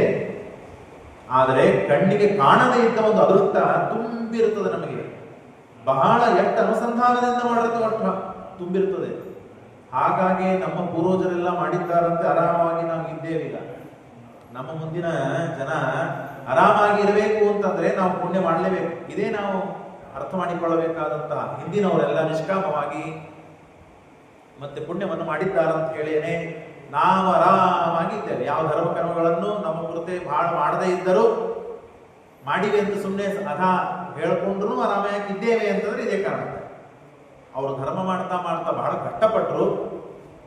ಯಾರನ್ನ ನೀವು ನಾನು ಮಾತಾಡ್ತೀನಿ ಅಂದ್ರೆ ನಮ್ಮ ಹಿಂದಿನವರು ಅಷ್ಟು ಕಷ್ಟಪಟ್ಟಾರ್ರಿ ಅಂತ ಶುರು ಮಾಡ್ತೀರಿ. ಮಾಡೋದಿಲ್ವಾ? ನಮ್ಮ ಹಿಂದಿನವರು ಅಷ್ಟು ಕಷ್ಟಪಟ್ಟಿದ್ದಾರೆ, ನಿಮ್ಮ ಮುಂದಿನವರು ನಿಮಗೆ ಅನ್ಬೇಕಲ್ಲ. ಏನಾದರೂ ಕಷ್ಟಪಟ್ಟಿದ್ದಾರೆ ಅಂತ ಹೇಳಿ. ಹಾಗಾದ್ರೆ ನಾವು ಕಷ್ಟಪಡಲೇಬೇಕು. ಯಾಕೆ ಇಲ್ಲಾಂದ್ರೆ ಅವರು ಕಷ್ಟಪಡ್ತಾರೆ, ನಾವು ಆರಾಮಿರ್ತೀವಿ ಅಷ್ಟೇ. ಹಾಗಾಗಿ ನಾವು ಮಾಡಿದಂತಹ ಸ್ವಲ್ಪ ಧರ್ಮವು ಹೆಚ್ಚಿನ ಪುಣ್ಯವನ್ನು ಕೊಡಬೇಕಾದರೆ ನಾವು ಧರ್ಮ ಮಾಡಲೇಬೇಕು. ಅದು ನಿಷ್ಕಾಮವಾದ ಧರ್ಮವನ್ನು ಮಾಡಬೇಕು. ಇದು ಬಹಳ ಮಹತ್ವದ್ದು. ಕೃಷ್ಣ ಹೇಳ್ತಾ ಇರೋದೇ ಇಲ್ಲಿ ಇದೆ. ಧರ್ಮ ಮಾಡು, ನೀನು ಧರ್ಮ ಮಾಡದೇ ಇರಬೇಡ. ಮಾಡುವ ಧರ್ಮವೂ ಕೂಡ ನನ್ನ ಅನುಸಂಧಾನ ಪೂರ್ವಕವಾಗಿ, ಕರ್ತೃತ್ವ ಅನುಸಂಧಾನ ಪೂರ್ವಕವಾದ, ಸ್ವಾತಂತ್ರ್ಯ ಅನುಸಂಧಾನ ಪೂರ್ವಕವಾಗಿ, ಅಸ್ವತಂತ್ರ ನಾನು, ದೇವರ ಅಧೀನ ಅಧೀನ ಅಧೀನ ಅಂತವನು ದೇವರು ನನ್ನ ಕಡೆಯಿಂದ ದಯಾ ಮಾಡಿ ಕೃಪೆಯನ್ನು ಮಾಡಿ ಈ ಕರ್ಮವನ್ನು ಮಾಡಿಸ್ತಾ ಇದ್ದಾನೆ ಅಂತ ಮಾಡಿಬಿಟ್ರೆ ಎಷ್ಟು ಅನುಸಂಧಾನ ಮಾಡುತ್ತಿರಲ್ಲ ಅಷ್ಟು ಕೊಡ ತುಂಬ ಹೋಗ್ತದೆ, ಪುಣ್ಯದ ಕೊಡ. ಹಾಗಾಗಿ ಸ್ವಲ್ಪ ಅಪ್ಯಸ್ಯ ಧರ್ಮಸ್ಯ ತ್ರಾಯತೆ ಮಹತೋ ಭಯ, ಬಹಳ ಮಹತ್ವದ್ದು. ವ್ಯವಸಾಯಾತ್ಮಿಕ ಬುದ್ಧಿ ಏಕೇಹ ಕುರುನಂದನ ಭೂಷಾಕ ಅನಂತಾಶ್ಚ ಬುದ್ಧಯೋ ವ್ಯವಸಾಯ. ಈ ನಿಶ್ಚಯ ಪ್ರಮಾಣ ವ್ಯವಸಾಯಾತ್ಮಿಕ ಬುದ್ಧಿ ಏಕೇಹ ಕುರುನಂದನ, ಒಂದೇ ಒಂದರಿಂದ ಬರ್ತದೆ. ಇದು ಎದರಿಂದ ಬರ್ತದೆ? ಬಹುಶಾಖ ಅನಂತಾಶ್ಚ. ಹಾಗಾಗಿ ನಿಶ್ಚಯವಾದಂತಹ ಬುದ್ಧಿಯಿಂದಲೇನೆ ನಾವು ದೇವರಲ್ಲಿ ಇದನ್ನೆಲ್ಲ ಮಾಡಬೇಕು. ಆಯ್ತು, ಕರ್ಮಗಳನ್ನು ಮಾಡಬೇಕು ಅಂತ ಹೇಳಿದಿರಿ, ನಾವು ಫಲದ ಅಪೇಕ್ಷಾ ಪಡಬೇಕೋ ಬೇಡೋ ಅಂತ ಪ್ರಶ್ನೆ ಬಂದರೆ ಅದಕ್ಕೆ ಹೇಳ್ತಾರೆ, ಕರ್ಮಣ್ಯೇವಾಧಿಕಾರಸ್ತೆ ಮಾ ಫಲೇಷು ಕದಾಚನ ಮಾ ಕರ್ಮ ಫಲ ಹೇತುರ್ಭೂ ಮಾತೋ ಸಂಗೋಸ್ತು ಕರ್ಮಣಿ. ಪ್ರಸಿದ್ಧ ಶ್ಲೋಕ. ಇದಕ್ಕೆ ಬಹಳ ವ್ಯಾಖ್ಯಾನ ಇದೆ, ಇರ್ಲಿ ಮೇಲ್ನೋಟಕ್ಕೆ ಅರ್ಥವನ್ನು ತಿಳಿದು ಮುಂದೆ ಹೋಗುವ ಕೆಲಸ. ಕರ್ಮಣ್ಯೇವಾಧಿಕಾರಸ್ತೆ, ನೀನು ಕರ್ಮ ಮಾಡು, ಸಕಾಮವಾಗಿ ಮಾಡಬೇಡ, ನಿಷ್ಕಾಮವಾಗಿ ಮಾಡು ಅಂತ ದೇವರು ಏನು ಹೇಳಿದಲ್ಲ ಅದನ್ನೇ ಮುಂದೆ ಮತ್ತೆ ಮಾಡ್ತಾ ಇದ್ದಾನೆ, ಹೇಳ್ತಾ ಇದ್ದಾನೆ. ನೀನು ಕರ್ಮ ಮಾಡೋದು ಅಷ್ಟೇ ಕೆಲಸ. ಯಾಕೆ ಕರ್ಮ ಮಾಡುವಂತ ವೇದಗಳು ಉಪದೇಶ ಮಾಡಿವೆ. ವೇದ ಏನ್ ಹೇಳಿದೆ? ಕರ್ಮವನ್ನು ಮಾಡಪ್ಪ ನೀನು, ಯಜ್ಞ ಮಾಡು, ತಪಸ್ಸು ಮಾಡು, ದಾನ ಕೊಡು, ಅತಿಥಿಗಳಿಗೆ ಅಭ್ಯಾಗತರಿಗೆ ನೀನು ಆತಿಥ್ಯವನ್ನು ಮಾಡು, ಸ್ವಾಗತ ಮಾಡು, ಪೂಜೆ ಮಾಡು ಹೇಳಿದ್ದೆ. ಕರ್ಮದ ಅಪೇಕ್ಷಾ ಪಡುವಂತ ಎಲ್ಲೂ ಹೇಳಿಲ್ಲ, ಫಲದ ಅಪೇಕ್ಷಾ ಪಡುವಂತ ಎಲ್ಲೂ ಹೇಳಿಲ್ಲ. ಕರ್ಮವನ್ನು ಮಾಡು. ಹೀಗೂ ಹೇಳಿದೆ. ಕರ್ಮವನ್ನು ಮಾಡಲಿಲ್ಲ ಅಂತಾದ್ರೆ ನೀನು ದೋಷಿ ಆಗ್ತಿ, ಪಾಪಿ ಆಗ್ತಿ, ಅದನ್ನು ಹೇಳಿದೆ. ಮಧ್ಯದಲ್ಲಿ ಇದ್ದದ್ದೇನು ಫಲ, ಆ ಫಲವನ್ನು ಅಪೇಕ್ಷಾ ಪಡುವಂತ ಎಲ್ಲೂ ಹೇಳಿಲ್ಲ. ಹಾಗಾಗಿ ನಮಗೆ ವಿಧಿ ನಿಷೇಧಗಳು ಎಲ್ಲಿವೆ? ಕರ್ಮವನ್ನು ಮಾಡು, ನಿಷ್ಕಾಮವಾಗಿ ಮಾಡು ಅಂತ ಅನ್ನೋದರಲ್ಲಿ ವಿಧಿ ಇದೆ. ನೀನು ಕರ್ಮವನ್ನು ಮಾಡಲಿಲ್ಲ ಅಂತ ಆದರೆ ನಿನಗೆ ನಿಷೇಧ ಮಾಡಿದ್ದಾರೆ, ಪಾಪ ಬರ್ತದೆ ಅಂತ ಹೇಳಿದ್ದಾರೆ. ಹಾಗಾಗಿ ಕರ್ಮವನ್ನು ಮಾತ್ರ ಮಾಡಬೇಕು, ಫಲದ ಅಪೇಕ್ಷಾ ಎಂದೂ ಪಡತಕ್ಕದ್ದಲ್ಲ. ಇದೇ ದೊಡ್ಡ ಸಿದ್ಧಾಂತ. ಈ ಸಿದ್ಧಾಂತವನ್ನ ಯಾರು ತಿಳಿಯುವುದಿಲ್ಲವೋ ಅವರು ದೇವರ ಸ್ವಾತಂತ್ರ್ಯಕ್ಕೆ ಚ್ಯುತಿ ತಂದಂತೆ. ಈಗ ನಮಗೆ ಏನೋ ಬೇಕಾಗಿದೆ, ಹಣ ಬೇಕಾಗಿದೆ, ಮಕ್ಕಳು ಬೇಕಾಗಿದೆ, ಏನೋ ಅಪೇಕ್ಷಿತವಾದ ಒಂದು ಫಲ ಇದೆ ಅಂತ ಅನ್ಕೋಣ. ಅಪೇಕ್ಷಿತವಾದ ಫಲ ಇಲ್ಲ. ಯಾಕೆ? ದೇವರು ಕೊಟ್ಟಿಲ್ಲ ಅಂತ ಇಲ್ಲ, ಹೌದಿಲ್ವ? ಅಂದಮೇಲೆ ದೇವರಿಗೆ ಕೊಡಬೇಕು ಅಂತನ್ನೋದಿಲ್ಲ. ದೇವರಿಗೆ ಗೊತ್ತಿಲ್ವಾ ದೇವರ ಸ್ವತಂತ್ರ ಹೋದೋ ಇಲ್ಲೋ, ಸರ್ವಜ್ಞ ಹೋದೋ ಅಲ್ಲೋ? ಹೌದು. ದೇವರ ಸರ್ವಜ್ಞ ಅಂತಂದ ಮೇಲೆ ನಮ್ಮ ಕಡೆ ಏನಿದೆ, ನಮ್ಮ ಕಡೆ ಏನಿಲ್ಲ ಅಂತನ್ನೋದು ದೇವರಿಗೆ ಗೊತ್ತಿಲ್ಲ ಅಂದ್ರೆ ದೇವರು ಸರ್ವಜ್ಞ ಹೇಗಾಗ್ತಾನೆ? ಅಂದಮೇಲೆ ದೇವರಿಗೆ ನಾವು ಅದನ್ನು ಕೇಳಬೇಕು. ಯಾಕೆ ಕೇಳುವಂತ ದೇವರು ಹೇಳೇ ಇಲ್ಲ ಅದನ್ನ. ಹಾಗಾಗಿ ದೇವರು ಕೇಳಂತ ಹೇಳಿದ್ದೇನೆ, ನಿಷ್ಕಾಮವಾಗಿ ಕರ್ಮವನ್ನು ಮಾತ್ರ ಮಾಡಬೇಕು. ಹಾಗಾಗಿ ನಾವು ನಿಷ್ಕಾಮವಾದ ಕರ್ಮವನ್ನು ಮಾತ್ರ ಮಾಡಬೇಕು. ಕೇಳುವುದಾದರೂ ನಮಗೆ ಜ್ಞಾನಕ್ಕೆ ಸಾಧನವಾದ, ಮೋಕ್ಷಕ್ಕೆ ಸಾಧನವಾದ ಕರ್ಮವನ್ನು, ಫಲಗಳನ್ನು ಕೇಳುವಂತ ಹೇಳಿದ್ದಾನೆ ಭಗವಂತ. ಶ್ರೀಮದಾಚಾರ್ಯರು ಅದನ್ನು ಮಾತ್ರ ಕೇಳತಕ್ಕದ್ದು, ಸಕಾಮವಾಗಿ ಎಂದು ಕೇಳತಕ್ಕದ್ದಲ್ಲ. ಕೇಳಿದರೆ ದೇವರ ಸ್ವಾತಂತ್ರ್ಯ ಸರ್ವಜ್ಞತ್ವಕ್ಕೆ ಭಂಗ ಬಂದಂತೆ. ನಾವು ದೇವರನ್ನ ಸರ್ವಜ್ಞ ಅಂತ ಭಾವಿಸಿಲ್ಲ ಅಂತ ದೇವರು ತಿಳಿದು ಬಿಡ್ತಾನೆ. ಹಾಗಾದ್ರೆ ನಿಮ್ಮ ಹತ್ರ ಏನೋ ಒಂದಿಲ್ಲಲ್ಲ ವಸ್ತು, ನನಗೆ ಗೊತ್ತಿಲ್ಲ, ಆದ್ರೆ ದೇವರಿಗೆ ಗೊತ್ತದೋ ಇಲ್ಲೋ? ಗೊತ್ತಿದೆ. ಅಂದಮೇಲೆ ದೇವರಿಗೆ ಕೇಳಬೇಕು ಅದನ್ನ. ದೇವರು ಕೊಡೋದಿದ್ರೆ ಕೊಟ್ಟೆ ಕೊಡ್ತಾನೆ. ಉಳಿದೆಲ್ಲ ಪದಾರ್ಥಗಳನ್ನ ನೀವು ಕೇಳಿದ್ದಕ್ಕೆ ಕೊಟ್ಟಿರ್ತಾನೆ ದೇವರು? ಇಲ್ಲ. ಎಷ್ಟು ಜನಕ್ಕೆ ಕಣ್ಣಿಲ್ಲ, ಎಷ್ಟು ಜನಕ್ಕೆ ಕಾಲಿಲ್ಲ, ಎಷ್ಟು ಜನ ಭಿಕಾರಿಗಳಾಗಿದ್ದಾರೆ, ಭಿಕ್ಷುಕರಾಗಿದ್ದಾರೆ, ಎಷ್ಟು ಜನ ಅನಾಥರಾಗಿದ್ದಾರೆ, ಎಷ್ಟು ಜನಕ್ಕೆ ಹೆಂಡತಿ ಇಲ್ಲ, ಎಷ್ಟು ಜನಕ್ಕೆ ಮಕ್ಕಳಿಲ್ಲ, ಇದ್ದರು ಹುಚ್ಚರಾಗಿ ಹುಟ್ಟಿದ್ದಾರೆ. ನಮಗೆಲ್ಲ ಯಾವ ಪರಿಸ್ಥಿತಿ ಇಲ್ಲಲ್ಲ. ಆದ್ಮೇಲೆ ಅದನ್ನ ನಾವು ಕೇಳಿಲ್ಲಲ್ಲ. ಹೆಣ್ಣು ಹುಚ್ಚ, ಕಿವುಡ, ಕುಡ್ಡಗಿದ್ದ ದೇಹಗಳನ್ನ, ಮಕ್ಕಳನ್ನ ನಾನು ಕೊಡು ಅಂತ ನಾವು ಕೇಳಿದ್ದೀವ? ಇಲ್ಲ. ಕೇಳದೇನು ದೇವರು ಆರಾಮಾಗಿ ಇದ್ದ ಎಲ್ಲರನ್ನು ಕೊಟ್ಟಿದ್ದಾನಲ್ಲ. ಆದ್ಮೇಲೆ ಹಾಗೆ ಮುಂದೆನೂ ಕೂಡ ಯಾವ ನಮ್ಮ ಕಡೆ ಫಲ ಇಲ್ಲ ಅದನ್ನು ಕೊಡ್ತಾನೆ. ಕೊಡುವವರಿಗೆ ನಾವು ಸಮಾಧಾನದಿಂದ ಕಾಯಬೇಕು. ಯಾಕೆ ಅಂದ್ರೆ ನಮಗೆ ಆ ಸಾಧನ ಪರಿಪೂರ್ಣ ಆಗಿಲ್ಲ ಅಂತ ಅರ್ಥ. ಹಾಗಾಗಿ ಯಾವುದನ್ನ ಕೇಳೋದ್ರಿಂದ ಎಲ್ಲವೂ ಸಿಗಲು ಸಾಧ್ಯವಿದೆಯೋ ಅದನ್ನು ನಾವು ಕೇಳಬೇಕು. ಯಾವುದನ್ನ ಕೇಳೋದ್ರಿಂದ ಕೇಳಿದ್ದ ಮಾತ್ರವನ್ನು ಕೊಟ್ಟು ನಮ್ಮ ಪುಣ್ಯ ಖರ್ಚು ಮಾಡ್ಕೊಳ್ತಿದ್ದೀವಿ ನೋಡ್ರಿ, ಅದನ್ನು ಸರ್ವಥಾ ಮಾಡಬಾರದು ಅಂತ ಶ್ರೀಮದಾಚಾರ್ಯ ಹೇಳ್ತಾರೆ. ಈಗ ಒಂದು ಉದಾಹರಣೆಗೆ ಹೇಳ್ತೀನಿ ನಾನು. ಒಂದು ಪವಮಾನ ಹೋಮ, ಒಂದು ಪಂಚಾಮೃತ ಅಭಿಷೇಕ, ಏನೋ ಮನೆಯಲ್ಲಿ ಯಾವುದೋ ಒಂದು ಸತ್ಕರ್ಮ ಮಾಡಿದ್ರಿ, ದೇವರ ಪೂಜಾ ಮಾಡಿದ್ರಿ, ಸ್ವಾಮಿ ನಿರ್ದೋಷ ಮದ್ದೋಷ ವಿರೋಚಯ ನಮೋಸ್ತುತೆ ವಿರೇಚಯ ನಮೋಸ್ತುತೆ, ದೇವರನ್ನ ಪ್ರತಿನಿತ್ಯ ಪೂಜೆಯಲ್ಲಿ ಮಾಡಬೇಕಾದಾಗ ಪ್ರಾರ್ಥನೆ ಇದು. ನಾವು ಅನಂತ ದೋಷಗಳು ಉಳ್ಳವರಾಗಿದ್ದೇವೆ, ಆ ದೋಷವನ್ನು ಪರಿಹಾರ ಮಾಡು ಸ್ವಾಮಿ ಅಂತ ಪ್ರಾರ್ಥನೆ ಮಾಡ್ಕೊಳ್ಳೋದು. ಹಾಗಾಗಿ ಒಂದು ದೇವರ ಪೂಜೆಯಿಂದ ಅನಂತ ಜನ್ಮಗಳಲ್ಲಿ ಮಾಡಿದಂತಹ ಪಾಪಗಳೆಲ್ಲ ನಾಶವಾಗ್ತದೆ ಅಂತ ಹೇಳಿದ್ದಾರೆ, ನಿಷ್ಕಾಮವಾಗಿ ಮಾಡಿದರೆ. ಅಂದಮೇಲೆ ಒಂದು ದೇವರ ಪೂಜೆಗೆ ನನಗೆ ನೌಕರಿ ಹೆಚ್ಚಾಗಲಿ, ಪಗಾರ ಹೆಚ್ಚಾಗಲಿ, ಅದು ಸಿಗಲಿ ಇದು ಸಿಗಲಿ ಅಂತ ಕೇಳಿಬಿಟ್ರೆ ದೇವರು ಅಷ್ಟೇ ಕೊಟ್ಬಿಡ್ತಾನೆ. ಹೆಚ್ಚಿಂದು ಕೊಡಬೇಕು ಅಂತ ನಾ ಇಟ್ಟುಕೊಂಡವನಿಗೆ ನೀವೇ ಬಿಟ್ಟು ಸಣ್ಣ ಸ್ವಲ್ಪ ಕೊಟ್ಬಿಟ್ರಿ ಅಂತ ಕೇಳಿದ್ರೆ ದೇವರು ಅಷ್ಟೇ ಕೊಟ್ಟು ಮುಗಿಸ್ಬಿಡ್ತಾನೆ. ಹಾಗಾಗಿ ನಿಮ್ಮನ್ನು ನೀವು ವಂಚನೆ ಮಾಡಿಕೊಳ್ಬೇಡ್ರಿ. ದೇವರನ್ನ ಸ್ವಾತಂತ್ರ್ಯ ಸರ್ವಜ್ಞತ್ವ ದೇವರಿಗೆ ಇಲ್ಲ ಅಂತ ತಿಳಿದು ಅಂತ ಶ್ರೀಮದಾಚಾರ್ಯರು ಸಾರಿ ಹೇಳಿದ್ದಾರೆ. ಅದನ್ನೇ ಕೃಷ್ಣ ಹೇಳಿದ್ದನ್ನೇ ಶ್ರೀಮದಾಚಾರ್ಯರು ಹೇಳಿದ್ದು. ಹಾಗಾಗಿ ಸ್ವಲ್ಪ ಕರ್ಮಣ್ಯೇವಾಧಿಕಾರಸ್ತೆ ಮಾ ಫಲೇಷು ಕದಾಚನ ಮಾ ಕರ್ಮ ಫಲ ಹೇತುರ್ಭೋ ನಾಥೋ ಸಂಗೋಸ್ತ್ವ ಕರ್ಮಣಿ. ಹೀಗೆ ಹೇಳಿ ಆಯ್ತು, ನೀವೆಲ್ಲ ಹೇಳ್ತೀರಿ ಸಕಾಮ ಕರ್ಮ ಮಾಡಬೇಡ್ರಿ, ನಿಷ್ಕಾಮ ಕರ್ಮವನ್ನೇ ಮಾಡ್ರಿ ಅಂತ.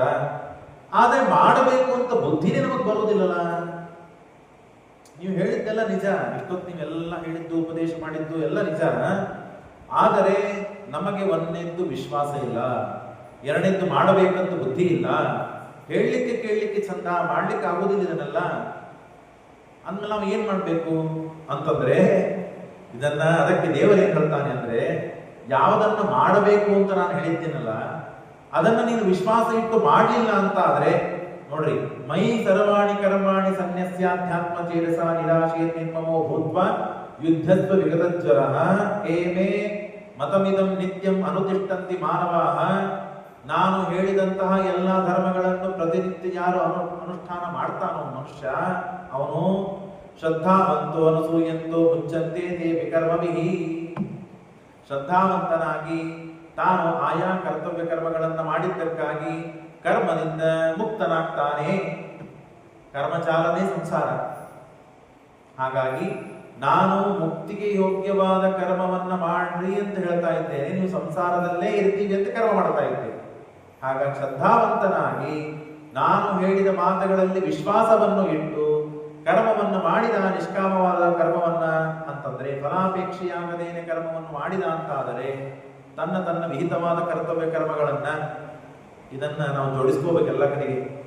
ವಿಹಿತವಾದ ಕರ್ತವ್ಯ ಕರ್ಮಗಳನ್ನೇ ತಾನು ನಿಷ್ಕಾಮವಾಗಿ ಮಾಡಿದ ಅಂತಾದರೆ ಅವನು ಮುಚ್ಚಂತೆ ತೇಪಿ ಕರ್ಮವಿಹಿ. ಏತ್ವೇ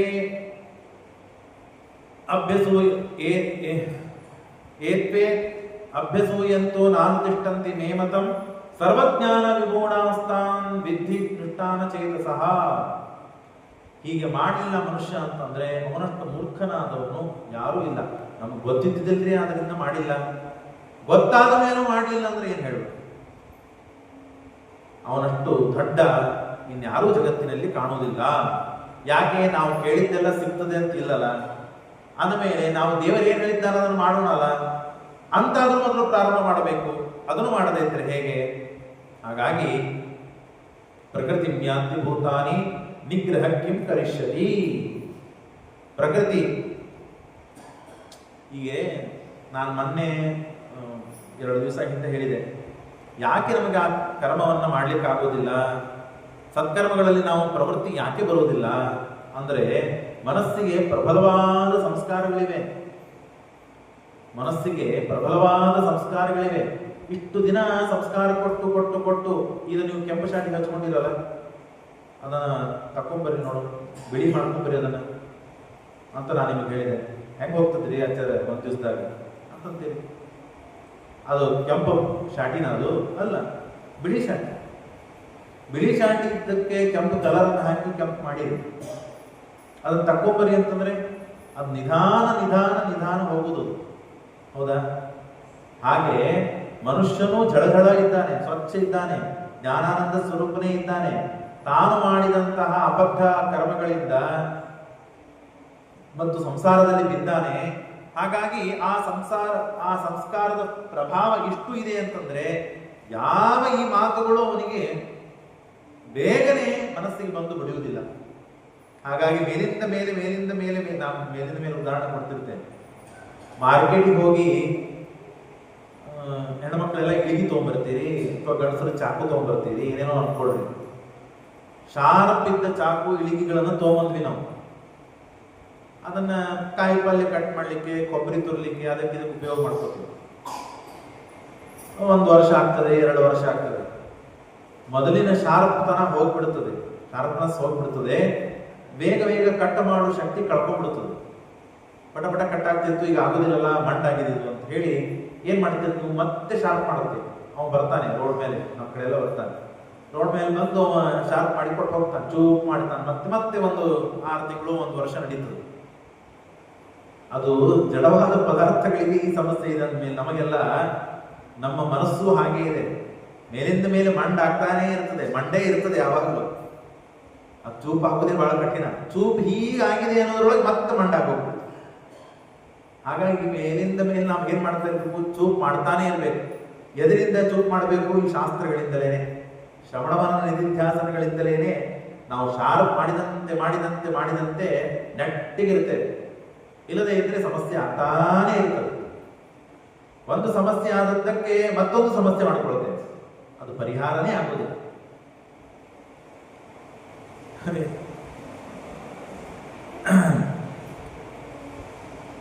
ಯಾರೋ ಹೇಳ್ತಾ ಇದ್ರು, ಇಲ್ಲ ಇನ್ಫೆಕ್ಷನ್ ಬಹಳ ಆಗಿದೆ ಅವರಿಗೆ, ಅದಕ್ಕೆ ಯಾರು ಮುಟ್ಟಬಾರದು, ಯಾರ ಜೊತೆ ಮಾತಾಡಿಸಬಾರದು ಅಂತ ಮಾಸ್ಕ್ ಹಾಕೊಂಡಿದ್ದೀವಿ ನಾವೆಲ್ಲ.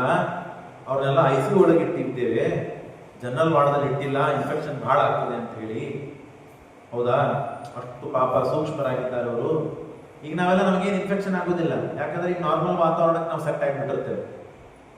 ಸ್ವಲ್ಪ ರೋಗ ಆದಂತಹ ವ್ಯಕ್ತಿಗಳಿಗೆ, ಸೂಕ್ಷ್ಮರಾದ ವ್ಯಕ್ತಿಗಳಿಗೆ ಯಾವ ಬೇರೆ ಮತ್ತು ಪ್ರಭಾವ ಆಗಬಾರದು, ಇನ್ಫೆಕ್ಷನ್ಗಳು ಅವ್ರನ್ನ ತೊಂದರೆ ಕೊಡಬಾರದು ಅಂತ ಹೇಳಿ ನಾವು AC ಒಳಗೆ ICU ಅಂತ ಮಾಡ್ತಿರಲ್ಲ, ಮಾಡಿ ಅದನ್ನ ಸೂಕ್ಷ್ಮವಾಗಿ ಅವನಿಗೇನು ತೊಂದರೆ ಆಗಬಾರದು, ಅವನಿಗೆ ಮತ್ತು ನಾರ್ಮಲ್ ಆಗುತ್ತಾನ ಅವನ ಅಲ್ಲಲ್ಲಿ ಇಡ್ತೇವೆ. ಹಾಗೆ ನಮಗೂ ಕೂಡ ಯಾವಾಗಲೂ ನಮ್ಮನ್ನು ನಾವು ICU ಒಳಗೆ ಇಟ್ಕೋಬೇಕು. ಜನರಲ್ ವಾರ್ಡ್ದಾಗ ನಾವು ಇದ್ವಿ ಅಂತ ಆದ್ರೆ ಬೇರೆ ಬೇರೆ ಪ್ರಭಾವಗಳು ಬಂದು ಬಡದು ಬಡದು ಬಡದು ನಾವು ಹಾಳಾಗ್ತಾ ಹೋಗ್ತೇವೆ. ಹಾಗಾಗಿ ಯಾವ್ದಪ್ಪ ಅದು ಅಂತಂದ್ರೆ ಶಾಸ್ತ್ರ, ದೇವರು, ಗುರುಗಳು ಅಂತನೂ AC ರೂಪದಲ್ಲೇ ಇರ್ಬೇಕು ನಾವು ಯಾವಾಗಲೂ. ಅಂದ್ರೆ ನಾವು ಯಾವ ಇನ್ಫೆಕ್ಷನ್ ವೈರಸ್ಗಳಿಗೆ ಒಳಗಾಗದೇನೆ ನಾವು ಸುಭದ್ರವಾಗಿ ಇದರಿಂದ ಹೊರಗೆ ಬರಲು ಸಾಧ್ಯ. ದೇವರನ್ನು ತಿಳಿಸಿಕೊಡ್ತಾ ಇದ್ದಾನೆ, ನೀನು ಪ್ರಕೃತಿ ಯಾಂತಿ ಭೂತಾನಿ, ನೀನು ಪೂರ್ವ ಜನ್ಮಗಳಲ್ಲಿ ಇಷ್ಟು ಕೆಟ್ಟ ಕರ್ಮಗಳನ್ನು ಮಾಡಿ ಮಾಡಿ ಮನಸ್ಸಿಗೆ ಇಷ್ಟು ಬಲವತ್ತಾದ ಸಂಸ್ಕಾರಗಳನ್ನು ಕೊಟ್ಟು ಬಿಟ್ಟಿಯಲ್ಲ, ಈ ಜನ್ಮದಾಗ ಒಮ್ಮೆ ಅದನ್ನೆಲ್ಲ ಪರಿಹಾರ ಮಾಡ್ಕೋಬೇಕು ಅಂದ್ರೆ ಆಗೋದಿಲ್ಲ. ಪ್ರಯತ್ನ ಪೂರ್ವಕವಾಗಿ ಆಗ್ತದೆ, ಪ್ರಯತ್ನ ಮಾಡ್ಲಿಕ್ಕೆ ಬೇಕು, ಅದನ್ನು ಬಿಡುವಂತೂ ಇಲ್ಲ ಮತ್ತೆ. ಹಾಗಾಗಿ ನೀವು ಹೇಳ್ತೀರಿ ಆಚಾರ್ಯ, ನಾವು ಕೇಳ್ತೀವಿ ರೀ ಆಚಾರ್ಯ, ನೀವು ನಮಗೆ ಹೇಳ್ತೀರಿ, ನಾವು ನಮ್ಮ ಗುರುಗಳಿಗೆ ಹೇಳ್ತೀವಿ, ಇಷ್ಟೇ. ನಾವು ನಿಮ್ಮೊಳಗೆ ಇದ್ದದ್ದು ಬರೀ ನಾನು ನೀವು ಅಂತಂದಿದ್ದಕ್ಕೆ ನಾನೇನಿಲ್ಲ ಅಂತ ಸರ್ವತಾ ತಿಳಿಬೇಡ, ಅಷ್ಟೇ. ಸ್ವಲ್ಪ ಹೆಚ್ಚು ಕಮ್ಮಿ ಇರ್ತದೆ ಅಷ್ಟೇ. ಹಾಗಾಗಿ ಎಲ್ಲರಿಗೂ ಈ ಸಮಸ್ಯೆ ಇರುವುದಕ್ಕಾಗಿ ಸಂಸಾರದಲ್ಲಿ ಇದ್ದೇವೆ. ಹಾಗಾಗಿ ಈ ಸಂಸಾರವನ್ನು ದಾಟಿಕೊಳ್ಳಿಕ್ಕೆ ಬೇಕಾದಂತಹ ಉಪಾಯಗಳೇನಿವೆಯಲ್ಲ, ಇವೆಲ್ಲ ಉಪಾಯಗಳನ್ನು ಹೇಳಿದಾಗೂ ನಮ್ಮ ಮನಸ್ಸು ಅಲ್ಲಿ ಒಲಿಯುವುದಿಲ್ಲ, ಅಲ್ಲಿ ಹೋಗುವುದಿಲ್ಲ, ಕೇಳುವುದಿಲ್ಲ, ಶ್ರವಣ ಮಾಡೋದಿಲ್ಲ. ಹೇಳಿದಂತಹದ್ದೆಲ್ಲ ಅನುಷ್ಠಾನಕ್ಕೆ ನಾವು ತಗೊಂಡ್ಬರೋದಿಲ್ಲ ಅಂದ್ರೆ ಏನರ್ಥ? ಇದೇ ಒಂದು ಹೇಳಿದಂತಹ ಸಮಸ್ಯೆ. ಯಾಕೆ? ಬಲವತ್ತಾದ ಸಂಸ್ಕಾರಗಳನ್ನು ನಮ್ಮ ಮನಸ್ಸಿಗೆ ನಾವು ಕೊಟ್ಟು ಬಿಟ್ಟಿದ್ದೇವೆ. ಹಾಗಾಗಿ ಪ್ರಕೃತಿ ಯಾಂತಿ ಭೂತಾನಿ ನಿಗ್ರಹ ಕಿಂ ಕರಿಷ್ಯತಿ. ಹಾಗಾಗಿ ಆ ಪ್ರಕೃತಿ, ಆ ಸಂಸ್ಕಾರ ಇದು ನಮ್ಮನ್ನ ಆಚ್ಛಾದಿತ ಮಾಡಿಬಿಟ್ಟಿದೆ. ಅದಕ್ಕಾಗಿ ನಾವು ಅದರಿಂದ ಹೊರಗೆ ಬರ್ಲಿಕ್ಕೆ ಸಾಧ್ಯವಿಲ್ಲ. ಇಂದ್ರಿಯಸ್ಯಾರ್ಥೇ ರಾಗದ್ವೇಷೋ ವ್ಯವಸ್ಥಿತೋ ಆಯ್ತು, ಇದಕ್ಕೂ ಒಂದು ಏನಾದರೂ ಉಪಾಯ ಇರಲೇಬೇಕಲ್ಲ. ಸ್ವಾಮಿ ನೀವು ನಿಷ್ಕಾಮ ಕರ್ಮ ಮಾಡು ಅಂತ ಹೇಳ್ತೀವಿ, ಮಾಡಲು ತಯಾರಿದ್ದೇನೆ, ಆದರೆ ಮನಸ್ಸು ನನಗೆ ಅಲ್ಲಿ ಒಲವು ಅಲ್ಲಿ ಹೆಚ್ಚು ಬರುವುದಿಲ್ಲ. ನಾನು ಅದಕ್ಕೆ ಏನ್ ಮಾಡಬೇಕು? ಪೂರ್ವ ಸಂಸ್ಕಾರ ಇದೆ ಅಂತಂತೀರಿ. ಈ ಎಲ್ಲ ಪಾಪ ಕರ್ಮನ್ನಾಗಲಿ ಅಥವಾ ಕೆಟ್ಟ ಕರ್ಮದಲ್ಲಿ ಪ್ರೇರಣೆ ಆಗಲಿ ಇದನ್ನೆಲ್ಲ ಯಾರು ಮಾಡಿಸ್ತಾರೆ? ನಮಗೆ ಆ ಸಂಸ್ಕಾರ ಇಷ್ಟು ಗಟ್ಟಿಯಾಗ್ಲಿಕ್ಕೆ ಕಾರಣ ಯಾವುದು? ಬಹಳ ಮಹತ್ವದಿದೆ. ಇಷ್ಟು ಮಟ್ಟಿಗೆ ಗಟ್ಟಿಯಾದ ಸಂಸ್ಕಾರ ಇದೆ, ಎಷ್ಟು ಒಡೆದ್ರೂ ಉಳಿಯುತ್ತಾ ಇಲ್ಲ. ಆದರೂ ಅದನ್ನು ಕೇಳಬೇಕು ಅಂತಿರ್ತೀರಿ, ಕೇಳಬೇಕಂದ್ರೆ ನಮಗೆ ಮನಸ್ಸಾಗುವುದಿಲ್ಲ. ಹೇಗೆ ಪರಿಹಾರ ಆಗ್ತದೆ? ಇದನ್ನ ಆಗದೇ ಇದ್ದಂತೆ ಮಾಡ್ಕೊಳ್ಳಿಕ್ಕೆ ಏನ್ ಮಾಡಬೇಕು ಅಂತಂದ್ರೆ, ಆದದ್ದು ಎರಡು ಕಾರಣದಿಂದ ಅದನ್ನು ಬಿಡಬೇಕು ಅಂತ ಕೃಷ್ಣ ಅರ್ಜುನಿಗೆ ಹೇಳ್ತಾ ಇದ್ದಾನೆ. ಅರ್ಜುನ ಇದನ್ನು ಪ್ರಶ್ನೆ ಮಾಡಿದ್ದಾನೆ. ನಮಗೆ ಬರುವ ಎಲ್ಲ ಪ್ರಶ್ನೆಗಳು ಇವೆಲ್ಲ. ಅಥಕೇನ ಪ್ರಯುಕ್ತೋಯಂ ಪಾಪಂ ಚರತಿ ಪುರುಷ. ಈ ಪಾಪ ಕರ್ಮದಲ್ಲಿ ಪ್ರವೃತ್ತಿಗೊಳ್ಳಿಕ್ಕೆ ಮನುಷ್ಯನಿಗೆ ಏನು ಸಮಸ್ಯೆ? ಯಾಕೆ ಈ ಪಾಪವನ್ನು ಮಾಡ್ತಾನೆ? ಹೇಳಿದ ಕೆಲಸವನ್ನು ಮಾಡುವುದಿಲ್ಲ ಯಾಕೆ? ಸತ್ಕರ್ಮವನ್ನು ಮಾಡುವುದಿಲ್ಲ ಯಾಕೆ ಅಂತಂದ್ರೆ, ಅನಚ್ಛಿನ್ನಪಿ ಯಾರಿಗೆ ಒಳ್ಳೆಯವರಾಗಬೇಕಂತಿಲ್ಲ, ಯಾರಿಗೆ ಸಂಸಾರದಿಂದ ಉದ್ಧಾರ ಆಗ್ಬೇಕಂತಿಲ್ಲ, ಸತ್ಕರ್ಮ ಮಾಡಬೇಕಂತ ಯಾರಿಗೆ ಆಸೆ ಇಲ್ಲ? ಎಲ್ಲರಿಗೆ ಆಸೆ ಇದೆ, ಅದರ ಪ್ರವೃತ್ತಿ ಇಲ್ಲ. ಆಸೆ ಎಲ್ಲರಿಗಿದೆ, ಇಚ್ಛೆ ಎಲ್ಲರಿಗಿದೆ, ಆದರೆ ಪ್ರವೃತ್ತಿ ಇಲ್ಲ. ಪ್ರವೃತ್ತಿ ಯಾಕೆ ನಮಗೆ ಬರುವುದಿಲ್ಲ ಅಂತಂದ್ರೆ, ಬೇರೆ ಕಡೆಗೆ ಪ್ರವೃತ್ತಿ ಇದೆ. ಆದ್ದರಿಂದ ಬೇರೆ ಕಡೆಗೆ ಪ್ರವೃತ್ತಿ ಬರುವಂತೆ ಮಾಡ್ತದೆ ಯಾವುದು? ಬಹಳ ಚೆನ್ನಾಗಿ ಹೇಳ್ತಾನೆ ಕೃಷ್ಣ. ಕಾಮ ಏಷ ಕ್ರೋಧ ಏಷ ರಜೋಗುಣ ಸಮುದ್ಭವ. ಮೊಟ್ಟ ಮೊದಲನೇದು ಯಾವುದು ಗೊತ್ತಾ? ನಮಗೆ ಕಾಮ, ಇಚ್ಛೆ. ಅದು ಮಾಡ್ಬೇಕು, ಇದು ಮಾಡ್ಬೇಕು. ನಾನಿವತ್ತು ವಿಚಾರ ಮಾಡ್ತಾ ಇದ್ದೆ, ತಲೆ ಒಳಗೆ, ನಮ್ಮ ಮೈಂಡ್ ಒಳಗೆ ಕಾಮ ಅಂತ ಅನ್ನೋದನ್ನ ತೆಗೆದು ಬಿಟ್ರೆ ಏನು ಮಾಡೋದೇ ಇಲ್ಲ ಮನುಷ್ಯ. ಕಾಮ ಅಂತ ಅನ್ನೋದನ್ನ ಬಿಟ್ಬಿಟ್ರೆ ಒಳ್ಳೇದಾಗಲಿ ಕೆಟ್ಟದ್ದಾಗಲಿ ತಾನು ಮಾಡ್ತಾನೆ. ಮೊದಲಿಗೆ ಇಚ್ಛೆ ಪಟ್ಟಿದ್ದಕ್ಕೇನೆ ಕಾಮ ಅಂತ ಅನ್ನೋದು ಬಹಳ, ಅದು ಎರಡು ಥರ ಇದೆ ಕಾಮ. ಒಳ್ಳೆಯದಕ್ಕೂ ಕಾಮ ಅಂತ ಕರಿತೇವೆ, ಕೆಟ್ಟದ್ದಕ್ಕೂ ಕಾಮ ಅಂತ ಕರಿತೇವೆ. ಆದರೆ ಕೆಟ್ಟ ಕೆಲಸಗಳಲ್ಲಿ ನಮ್ಮನ್ನ ಪ್ರೇರಣೆ ಮಾಡುವಂತಹದ್ದು ಕಾಮ. ನನಗೆ ಹಣ ಬೇಕು, ಕೀರ್ತಿ ಬೇಕು, ರಾಜ್ಯ ಬೇಕು, ಭೋಗ ಬೇಕು, ಐಷಾರಾಮ್ ಬೇಕು, ಇದೆಲ್ಲ ಕಾಮನೇ ಅಲ್ಲ. 2 ಸೆಕೆಂಡ್ ಫ್ಯಾನ್ ಹೋಯ್ತು ಅಂದ್ರೆ ಶೆಕೆ ಯಾರಿಗೆ ಶುರು ಆಗ್ತದೆ, ಫ್ಯಾನ್ ಬೇಕು, ಕಾಮ. ಮೈಕ್ ಇಲ್ಲ ಅಂದ್ರೆ ಪ್ರವಚನ ಹೇಳಿಕ್ಕೆ ಸಾಧ್ಯ ಇಲ್ಲ, ಕಾಮ. ಯಾವುದು ನಾವು ಪ್ರತಿ ಕಣ್ಣಿಲ್ಲ ಅಂತಂದ್ರೆ ನೋಡ್ಲಿಕ್ಕೆ ಸಾಧ್ಯ ಇಲ್ಲ, ಕಾಮ. ಯಾವ್ದು ಇಲ್ಲ ಹೇಳ್ರಿ, ಕಾಮ. ಎಲ್ಲನೂ ಕಾಮನೇ. ಹಾಗಾಗಿ ಕಾಮ ಅಂತ ಅನ್ನೋದನ್ನು ಒಂದು ವಸ್ತು ನಮ್ಮಲ್ಲಿ ದೇವರು ಕೊಟ್ಟಿದ್ದಿಲ್ಲ ಅಂತ ಆದರೆ ನಮಗೆ ಈ ಯಾವ ಸಮಸ್ಯೆಗಳು ಬರ್ತಿದ್ದಿಲ್ಲ. ಅದೇ ರೀತಿಯಾಗಿ ಅಷ್ಟೇ ಸರಿಸಮಾನ ಇದ್ದದ್ದು ಕ್ರೋಧ. ಮನುಷ್ಯ ಸಿಟ್ಟಿಗೆ ಬಂದಾಗ ಏನೇನ್ ಮಾಡ್ತಾ ಅವನಿಗೆ ಲಕ್ಷ್ಯ ಇರುವುದಿಲ್ಲ. ಆಫೀಸಿಂದ ಬಂದಿರ್ತಾರೆ, ಅಥವಾ ಶಾಲೆಗೆ ಸ್ಕೂಲಿಗೆ ಹೋಗಿ ಬಂದಿರ್ತಾರೆ, ಅಥವಾ ಎಲ್ಲೋ ಬೇರೆ ಊರಿಗೆ ಹೋಗಿ ಬಂದಿರ್ತಾರೆ, ಹಸದಿರ್ತಾರೆ. ಅಂತವರಿಗೆ ಎಲೆ ಹಾಕಿ ನೀವು ತಾಸುಗಟ್ಟಲೆ ಕೂಡಿಸ್ರಿ, ತಂಗಿ ತಗೊಂಡು ಕೊಡ್ತಾನೆ ಅವನು ನೆಲಕ್ಕೆ. ಯಾಕೆ? ಅವನಿಗೆ ಕಾಮ ಇದೆ, ಊಟ ಮಾಡಬೇಕು ಅಂತ. ಆಗ ಕ್ರೋಧ ಉದ್ಭವ ಆಗ್ತದೆ. ಹಾಗಾಗಿ ಕಾಮ ಇದು ಕ್ರೋಧಕ್ಕೆ ಪ್ರಚೋದಕ, ಕ್ರೋಧ ಇದು ಕಾಮವನ್ನು ತಂದು ಕೊಡುತ್ತದೆ. ಕ್ರೋಧದಿಂದಲೇನೆ ಕಾಮ ಮಾಡ್ತಾನೆ ಅವನು. ಎರಡು ಸಂಬಂಧ ಇದೆ. ಹಾಗಾಗಿ ಕಾಮ ಕ್ರೋಧಗಳನ್ನ ಬಿಟ್ಟ ಮನುಷ್ಯ ಅಂತ ಆದ್ರೆ ಬೇಕಾದಾಗೆ ಆರಾಮಾಗಿರ್ಬೋದು. ಇವು ಯಾವ ಸಮಸ್ಯೆಗಳು ಬರೋದಿಲ್ಲ. ಅದನ್ನು ಬಿಡ್ಲಿಕ್ಕೆ ಸಾಧ್ಯ ಇಲ್ಲ. ಅನಿಯತವಾದ ಸಂಬಂಧ ಇದ್ದಂತೆ ಇದೆ ನಮ್ಮ ಜೊತೆಗೆ ಅದು. ಕಾಮ ಏಷ ಕ್ರೋಧ ಏಷ ರಜೋಗುಣ ಸಮುದ್ಭವ. ಆಯ್ತು, ಈ ಕಾಮಕ್ರೋಧಗಳು ಎಲ್ಲಿರ್ತದೆ? ಹಾಗಾದ್ರೆ ಕಾಮಕ್ರೋಧಗಳನ್ನು ಬಿಡಲು ಸಾಧ್ಯವಿಲ್ಲ. ಹಾಗಾಗಿ ಮನುಷ್ಯ ಸಂಸ್ಕಾರಗಳನ್ನ ಕಾಮದಿಂದಲೇ ಮನಸ್ಸಿಗೆ ಕೊಟ್ಟಿದ್ದಾನೆ. ಹಾಗಾಗಿ ಸತ್ಕರ್ಮದಲ್ಲಿ ಪ್ರವೃತ್ತಿ ಆಗುವುದಿಲ್ಲ. ಸರಿ, ಕಾಮವನ್ನು ಎಲ್ಲಿ ಇಡಿಸಿಕೊಂಡಿದ್ದೇವೆ ನಾವೆಲ್ಲ? ಎಲ್ಲಿ ಇರೋದ್ರಿಂದ ನಮಗೆ ಇಷ್ಟು ಪೀಡೆ ಆಗ್ತಾ ಇದೆ? ಕಾಮ ಅಂತನ್ನೋದು ಸುಮ್ಮನೆ ಗಾಳಿ ಒಳಗೆ ಹಾರಾಡೋ ಪದಾರ್ಥ ಅಲ್ಲದು. ಹಾಗಾಗಿ ಕಾಮ ಎಲ್ಲಾದ್ರೂ ಒಂದು ಕಡೆಗೆ ಇರಬೇಕಲ್ಲ. ಎಷ್ಟು ನಾವು ಇದರ ಬಗ್ಗೆ ಆಲೋಚನೆ ಮಾಡ್ತೇ ಹೋಗ್ತೀವಲ್ಲ, ಅಷ್ಟು ದಿಗಲಾಗ್ತದೆ. ತಿಳಿದಂತೆ ಏನೂ ತಿಳಿಯುವುದಿಲ್ಲ.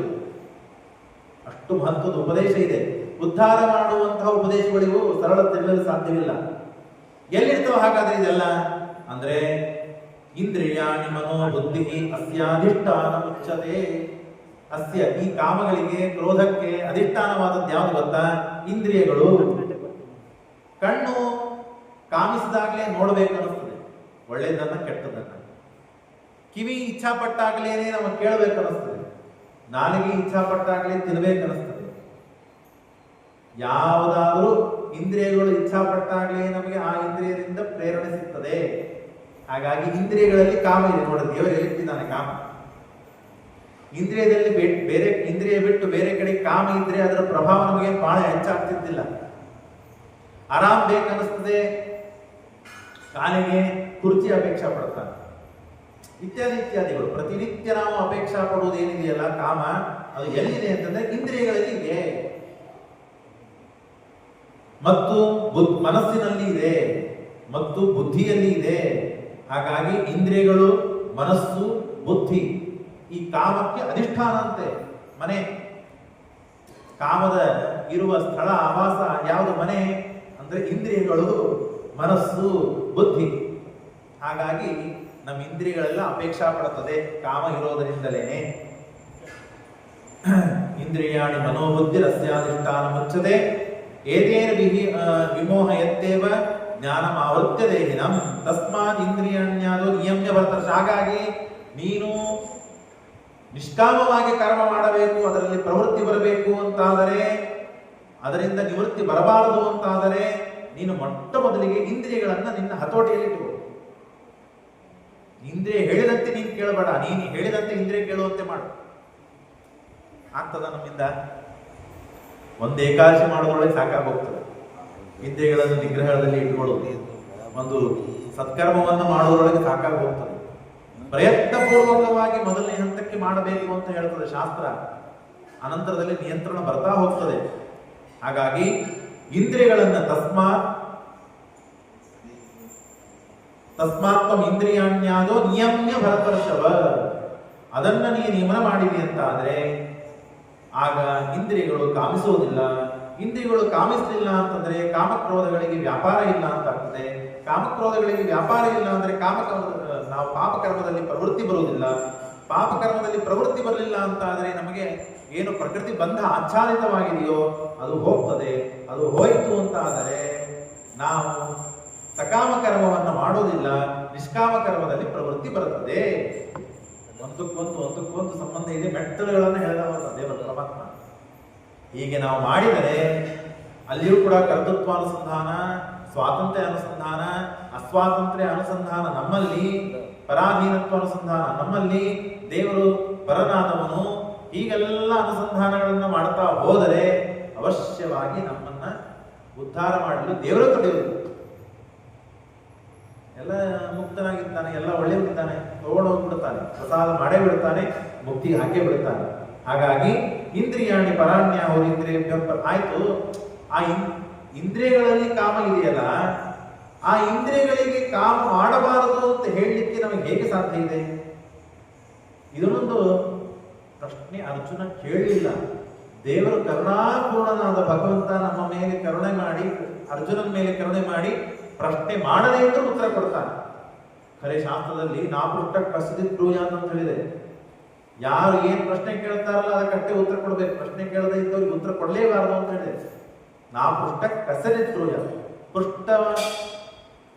ಪ್ರಶ್ನೆ ಮಾಡದೇ ಇದ್ದವನಿಗೆ ಉತ್ತರ ಕೊಡಬಾರದು ಅಂತಿದೆ. ಆದ್ರೂ ದೇವರು ಉತ್ತರ ಕೊಡ್ತಾ ಇದ್ದಾನೆ. ಇಂದ್ರಿಯಗಳನ್ನ ನಿಯಂತ್ರಣ ಮಾಡುವುದು ಅಂತ ಹೇಳಿದ್ರಿ.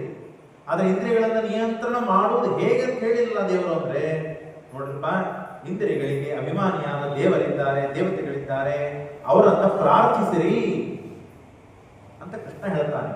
ಇಂದ್ರಿಯಾಣಿ ಪರಾಣ್ಯಾಹು ಇಂದ್ರಿಯೇಭ್ಯ ಪರಂ ಮನಃ, ಇಂದ್ರಿಯಗಳಿಂತಲೂ ಪರವಾಗಿದೆ ಮನಸ್ಸು. ಯಾಕೆ?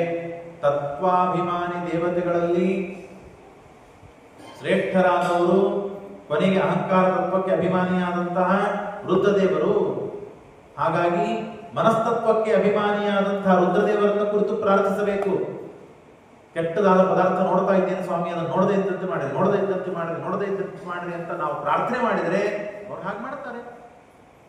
ನಾವು ರುಚಿಯಿಂದಲೇ ನೋಡ್ತಾ ಇದ್ವಿ ಅಂದ್ರೆ ನಮಗೆ ರುಚಿ ಇದೆ ಬಿಡಪ್ಪ ಅಂತ ಬಿಟ್ಬಿಡ್ತಾರೆ. ಅವರೇ ತಲೆ ಕೆಡಿಸ್ಕೊಳ್ತಾರೆ ನಮ್ಮ ಸಲುವಾಗಿ. ಹಾಗಾಗಿ ರುದ್ರದೇವರಲ್ಲಿ ಪ್ರಾರ್ಥನೆ ಮಾಡಬೇಕಂತಿದೆ.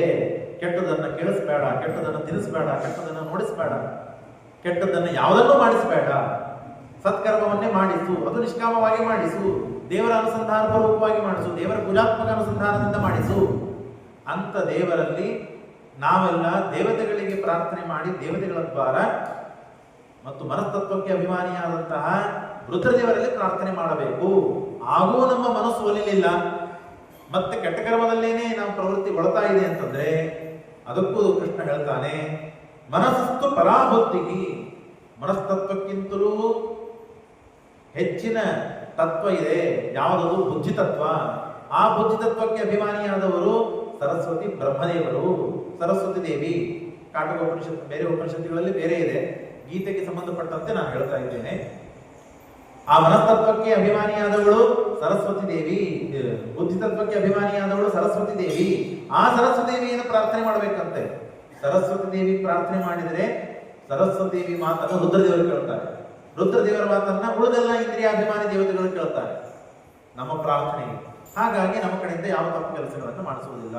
ಅವಳು ಕೇಳಲಿಲ್ಲ ಅಂತಂದ್ರೆ ಆ ಬುದ್ಧಿ ತತ್ವಕ್ಕಿಂತಲೂ ಹೆಚ್ಚಿನ ತತ್ವ ಇದ್ದದ್ದು ಯಾವುದು? ಮಹತ್ತತ್ವ. ಆ ಮಹತ್ತತ್ವಕ್ಕೆ ಅಭಿಮಾನಿಯಾದವರು ಬ್ರಹ್ಮದೇವರು. ಆ ಬ್ರಹ್ಮದೇವರನ್ನು ಕುರಿತು ಪ್ರಾರ್ಥನೆ ಮಾಡಬೇಕು. ಹಾಗಾಗಿ ಏವಂ ಬುದ್ಧೇ ಪರಂ ಬುದ್ಧ ಸಮಸ್ತಭ್ಯಾತ್ಮಾನ ಆತ್ಮನಃ ಜೈ ಶತ್ರು. ಹಾಗಾಗಿ ಇಷ್ಟೆಲ್ಲ ಮಾಡಿ ಇವರೆಲ್ಲ ದೇವತೆಗಳಿದ್ದಂತೆ, ಇದು ನಾವು ತಿಳಿದುಕೊಳ್ಳಬೇಕಾದ ವಿಷಯ. ಇಂದ್ರಿಯಗಳನ್ನು ಪ್ರೇರಿಸುವಂತಹ ಇಂದ್ರಿಯ ತತ್ವಕ್ಕೆ ಅಭಿಮಾನಿಯಾದಂತಹ ಯಾವ ರೀತಿಯಾಗಿ ದೇವತೆಗಳಿದ್ದಾರೋ ಹಾಗೆ ದೈತ್ಯರು ಇದ್ದಾರೆ.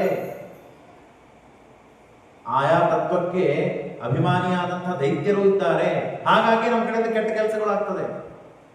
ಒಳ್ಳೆ ಕೆಲಸವನ್ನು, ಕೆಟ್ಟ ಕೆಲಸ ಆಗಲಿ ಒಳ್ಳೆ ಕೆಲಸ ಆಗಲಿ ಎರಡೂ ಕಡೆಗೆ ದೇವತೆಗಳ ಪಾತ್ರ ಇದ್ದೇ ಇರ್ತದೆ. ಆದರೆ ಕೆಟ್ಟ ಕೆಲಸಗಳನ್ನ ಮಾಡಬೇಕಾದಾಗ ದೇವತೆಗಳ ಪಾತ್ರ ಕಮ್ಮಿ ಇರ್ತದೆ, ದೈತ್ಯರ ಪಾತ್ರ ಹೆಚ್ಚು.